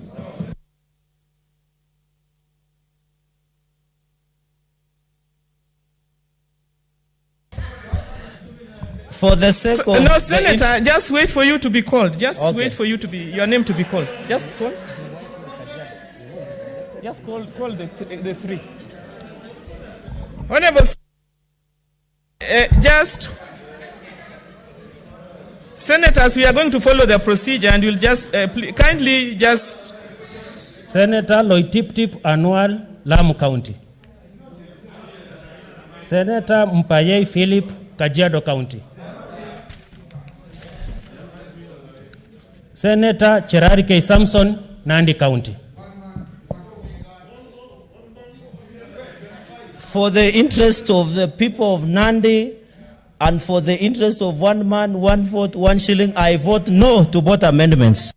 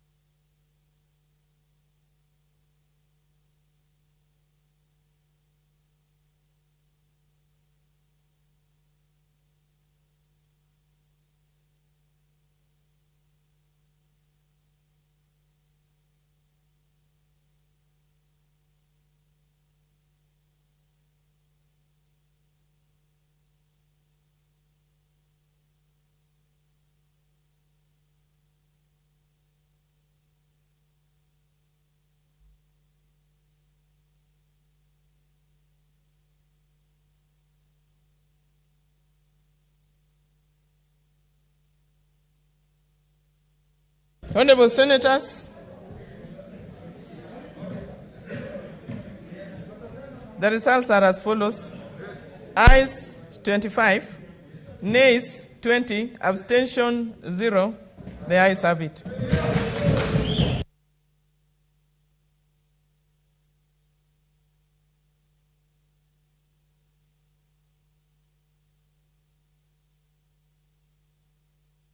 Senators will now invite the debate as amended, the motion as amended.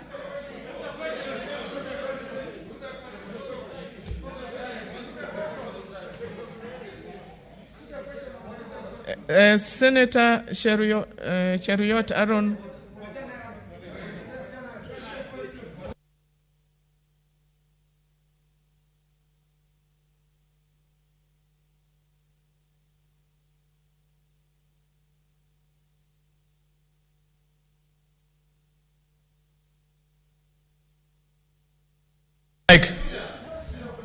Madam Speaker, I pass this chance so that I may contribute in the main debate. Senator Mutula. Madam Speaker, judging from the mood of the House, I propose you put the question and the mover to be called upon to reply. We vote. We are ready to vote. Is that the mood of the House? Yes.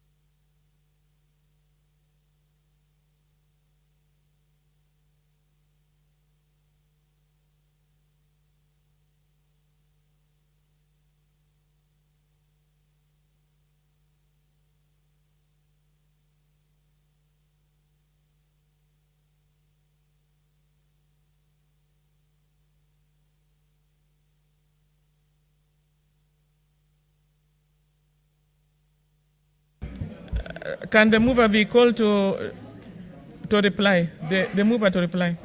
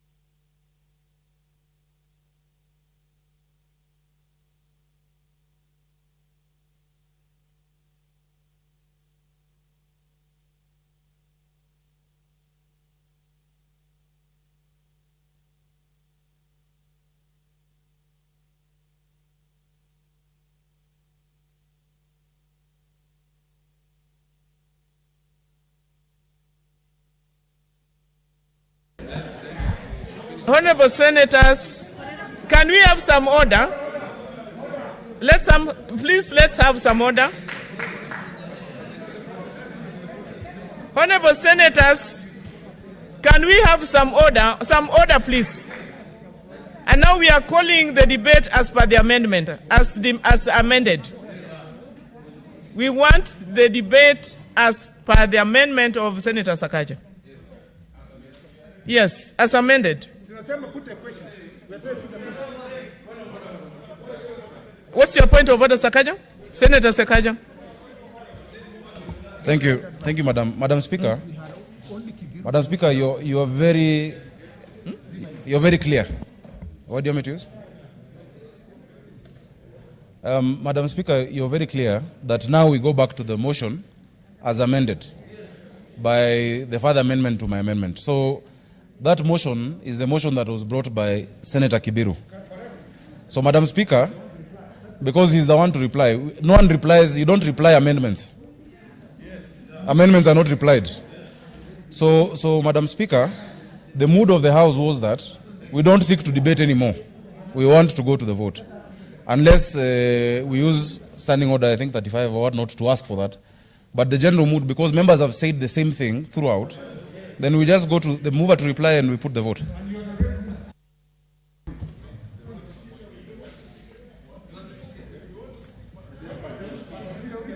Honorable Senators, from what I can get, there's senators who would want to speak to the motion as amended.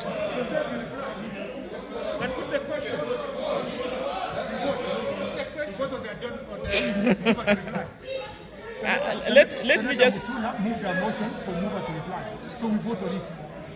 Let's just be fine.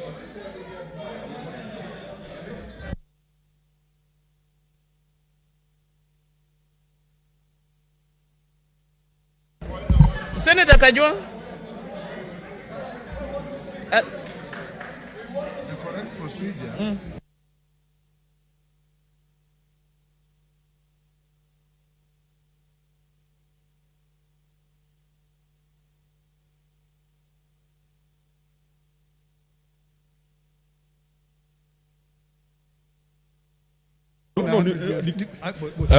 Madam Speaker, Madam Speaker, I beg that you protect me from the Senator of Narok. Please.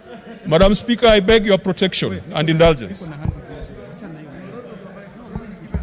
I've been given the floor.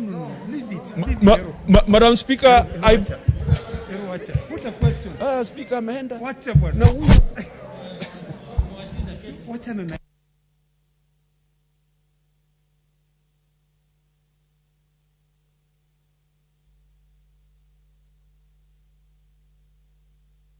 Honorable Senators, this is a house of order.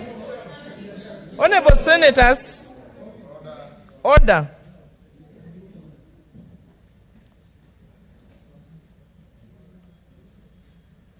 Honorable Senators, I propose the question. I propose the motion as amended by Senator Linturi and Senator Sakaja, that the Senate adopts the report of the Standing Committee on Finance and Budget on the third basis for revenue allocation among the county governments laid on the table of the Senate on Monday, 13th July 2020, and that pursuant to Article 217 of the Constitution, approve the proposed third basis for revenue allocation among the county governments as contained in the report.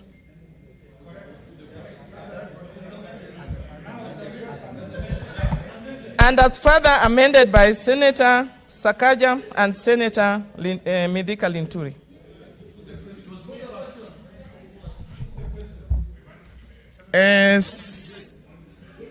Senator Cheruiyot.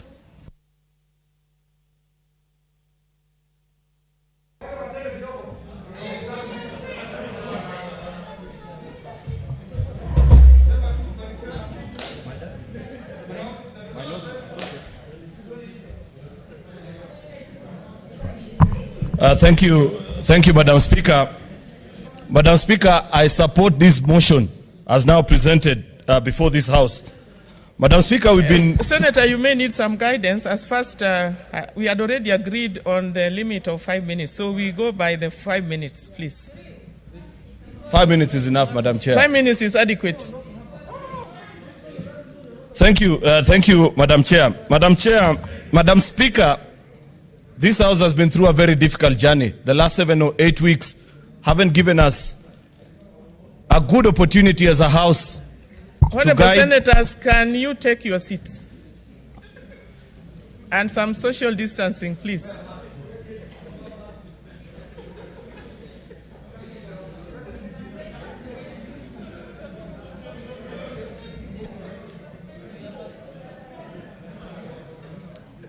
Can I proceed, Madam Speaker? Good. Madam Speaker, I'm saying I support this motion because it's been a very difficult 7 or 8 weeks for us members of this House. Honorable Matsayo, you have a point of order? Honorable Senators, please let's have some order. Senator Matsayo. Yeah. Asante, Mr. Speaker. Mr. Speaker, hoja yangu ya nidhamu ni kwamba kuna watu walikuwa wamepewa nafasi wakaongea, mswada ni huu ule wakati uliokuwa umepita. Na hivi sasa ninaona ya kwamba katika hizi kompyuta zetu, Madam Speaker, kuna wengine kama sisi hatujapewa nafasi ya kuongea hata kidogo. Na mimi nakuomba Madam Speaker, ukuwe na usawa na kila mtu, manake pia mimi niko na right ya kuongea kama senator mwingine. I have noted your concern and I'm giving you the next chance. Asante, Madam Speaker. Madam. I think also what can guide us properly, Honorable Senators, can you remove your cards and lodge in again? Please remove your cards. Yes, and then...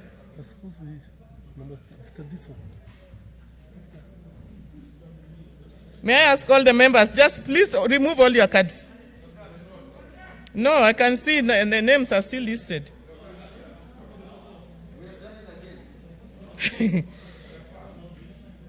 Yes, okay, fine. Senator, continue.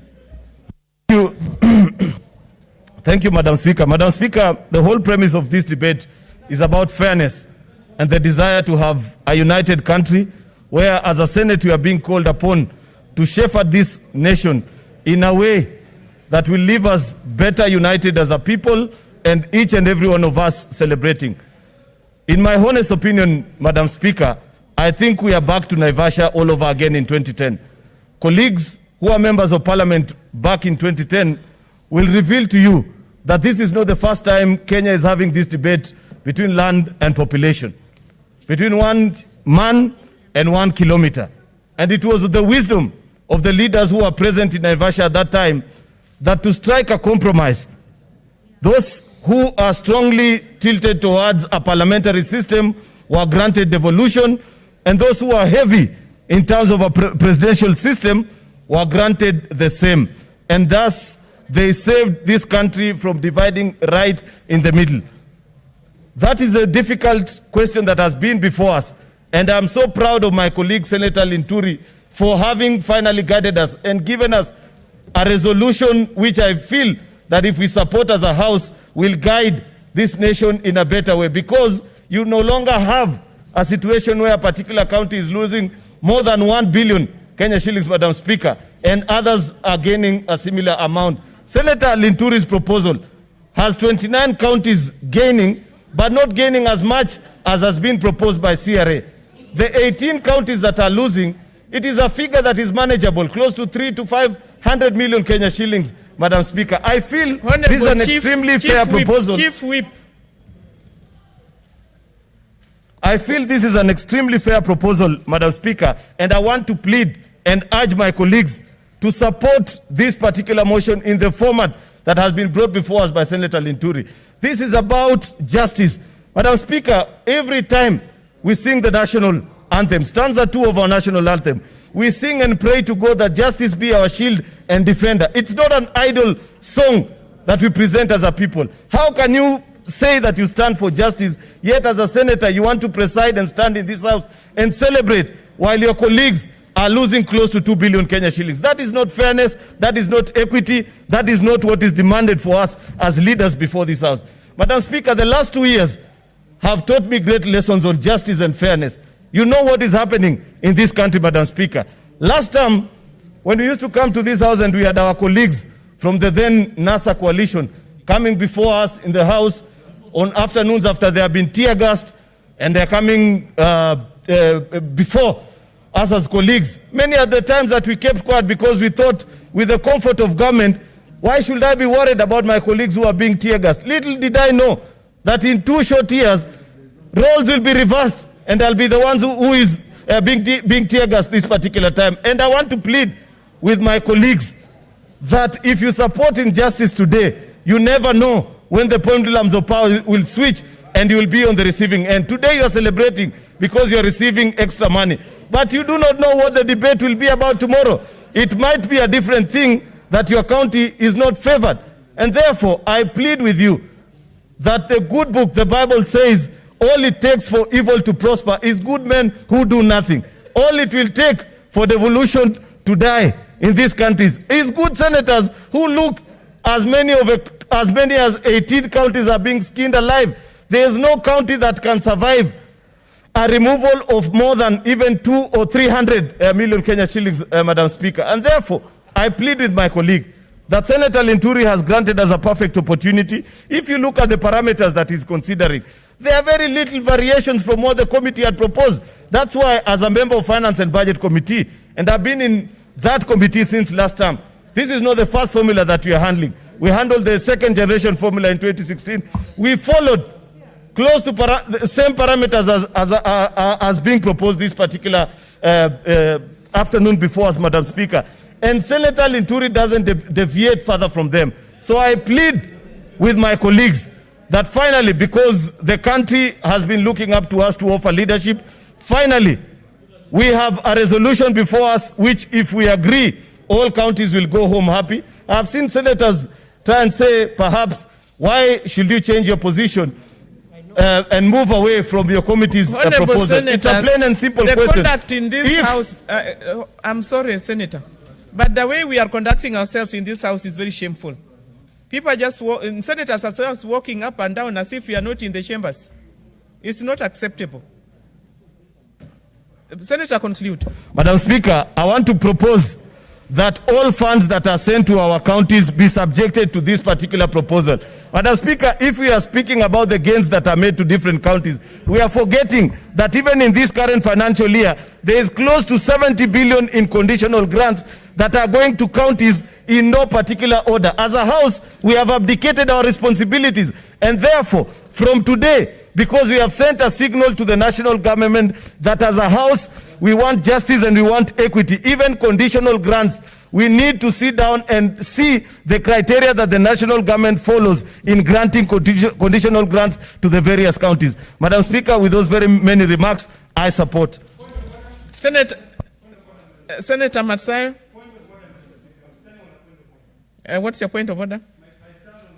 Order 104, closure to debate. Madam Speaker, I'd like to beseech you that we adjourn, we call the mover to reply, because look at the time now.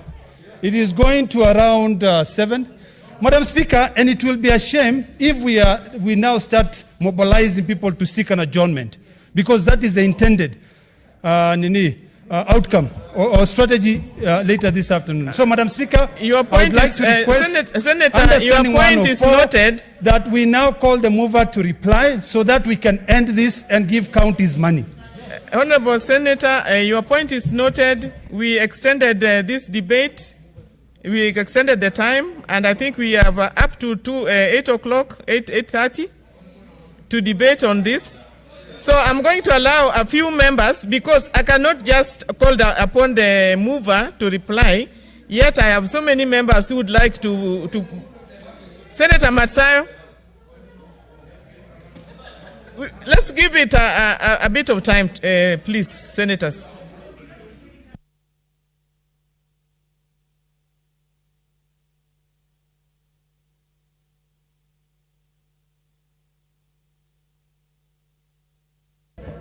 Senator Matsayo. I'm not on. Asante Bispika. Bispika, nashukuru ya kwamba umeweza kunipatia nafasi pia mimi niweze kutoa fasaha zangu na mswada ulioko hapa hivi leo. Bispika, mimi nataka kusema ya kwamba haya mageuzi haya hapo awali kaunti nyingi sana zilikuwa zinapoteza pesa nyingi, lakini kwa sasa kuna afueni katika kaunti nyingi sana katika zile ambazo zinapoteza. Bispika, hakuna mashindano ya kwamba wengi watapata wengine watapoteza, lakini you know, I rose on a point of order.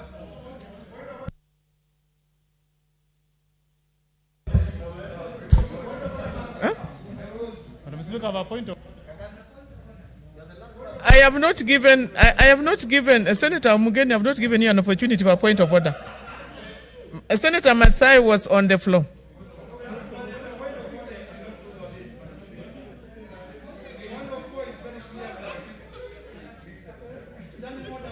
Senator, you asked to be given an opportunity to debate. Senator for Kilifi is on the floor. Are you on a point of order or what is it?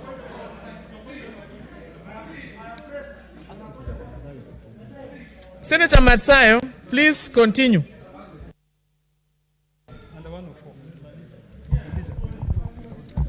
Asante. Asante Bispika. Bispika, kitu muhimu ambacho nataka niseme ni kwamba katika hii maneno kila mtu atakuwa anaweza kufaidika. Bispika, hapa kumejaa points of order. Nataka pia mimi uweze kunisaidia. Senator, just continue. You are on the floor. Just continue and conclude your... Bispika, kwa sababu ya wengi, inasema wengi wape. Mimi nakubaliana ya kwamba tupige kura saa hii. Sasa hivi maneno malizike. Asante Bispika.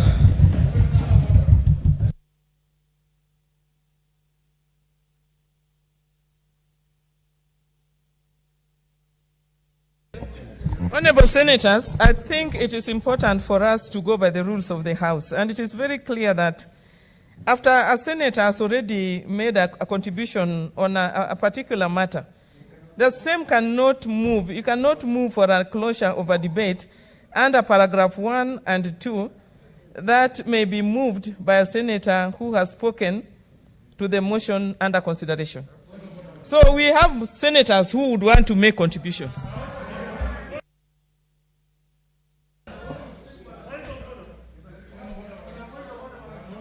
Senator Sakaja, what is your point of order? And please, let's be brief with our points of order so that we can move forward. Very briefly, Madam Speaker. Number one, I have not spoken to the motion. I spoke to an amendment, and our standing order say you can speak to the amendment. I have not spoken to the motion. Number two, standing order number 104, Madam Speaker, says that when a senator rising in his or her place claims to move, that the mover be now called upon to reply, Madam Speaker, the Speaker shall ask that the mover be now be called to reply and shall be put forthwith the question and decided, Madam Speaker. Madam Speaker, when that request is made under 104, it is not open discretion for the Speaker. You are supposed to put the question for senators to decide whether the mover is called to reply, and if that question passes, then the question is put on the motion, Madam Speaker. So as you've said, Madam Speaker, and I agree with you 100%, I agree with you 100%, Madam Speaker, that we go by the rules, and that is what 104, 1, 2, and 3 provide for under our standing orders, Madam Speaker. Senator Kindiki Kithure, what is your point of order? The same, Madam Speaker, the same points raised by Senator Sakaja. Okay, Senator Abdullahi.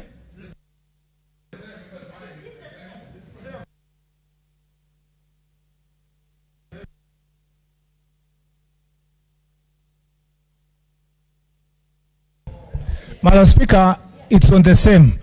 We just want you to rule on, to put the question for the mover to reply in 104. It will be the House to decide whether it is time for mover to reply or not.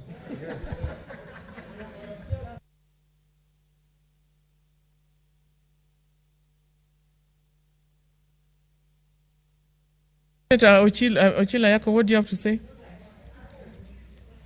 Then it is the House to decide. Madam Speaker, in response to that point of order, Madam Speaker, you had already allowed members to record their sentiments regarding the amendment. And Madam Speaker, I've been sitting here, and for my own sake, for the sake of the people of Migori, and for the sake of those with the alternative feelings, I would like to request you to treat us equally and allow some of us to say what we must say, because we cannot be locked out. It is very important for me to record my feeling.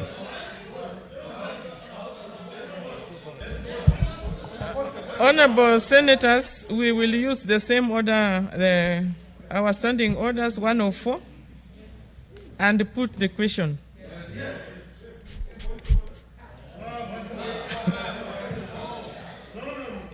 Senator Kajwang, what's your point of order?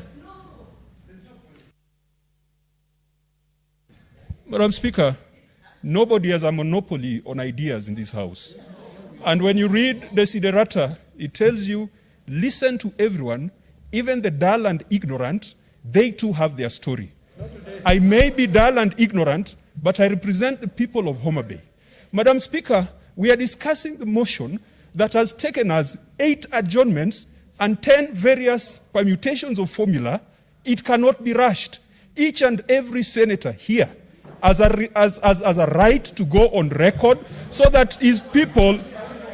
Madam Speaker, please protect me from the heckling. This House is becoming a Tower of Babel, Madam Speaker. Every senator has a right to go on record. And Madam Speaker, we have already passed a motion to extend time. Madam Speaker, we have already passed a motion to extend time. Noted. Your point is noted, Honorable Senator. I will now put the question. I now put the question that the mover be called upon to reply. May as many as are of the opinion say aye. Aye. And those of the contrary opinion say nay. The ayes have it.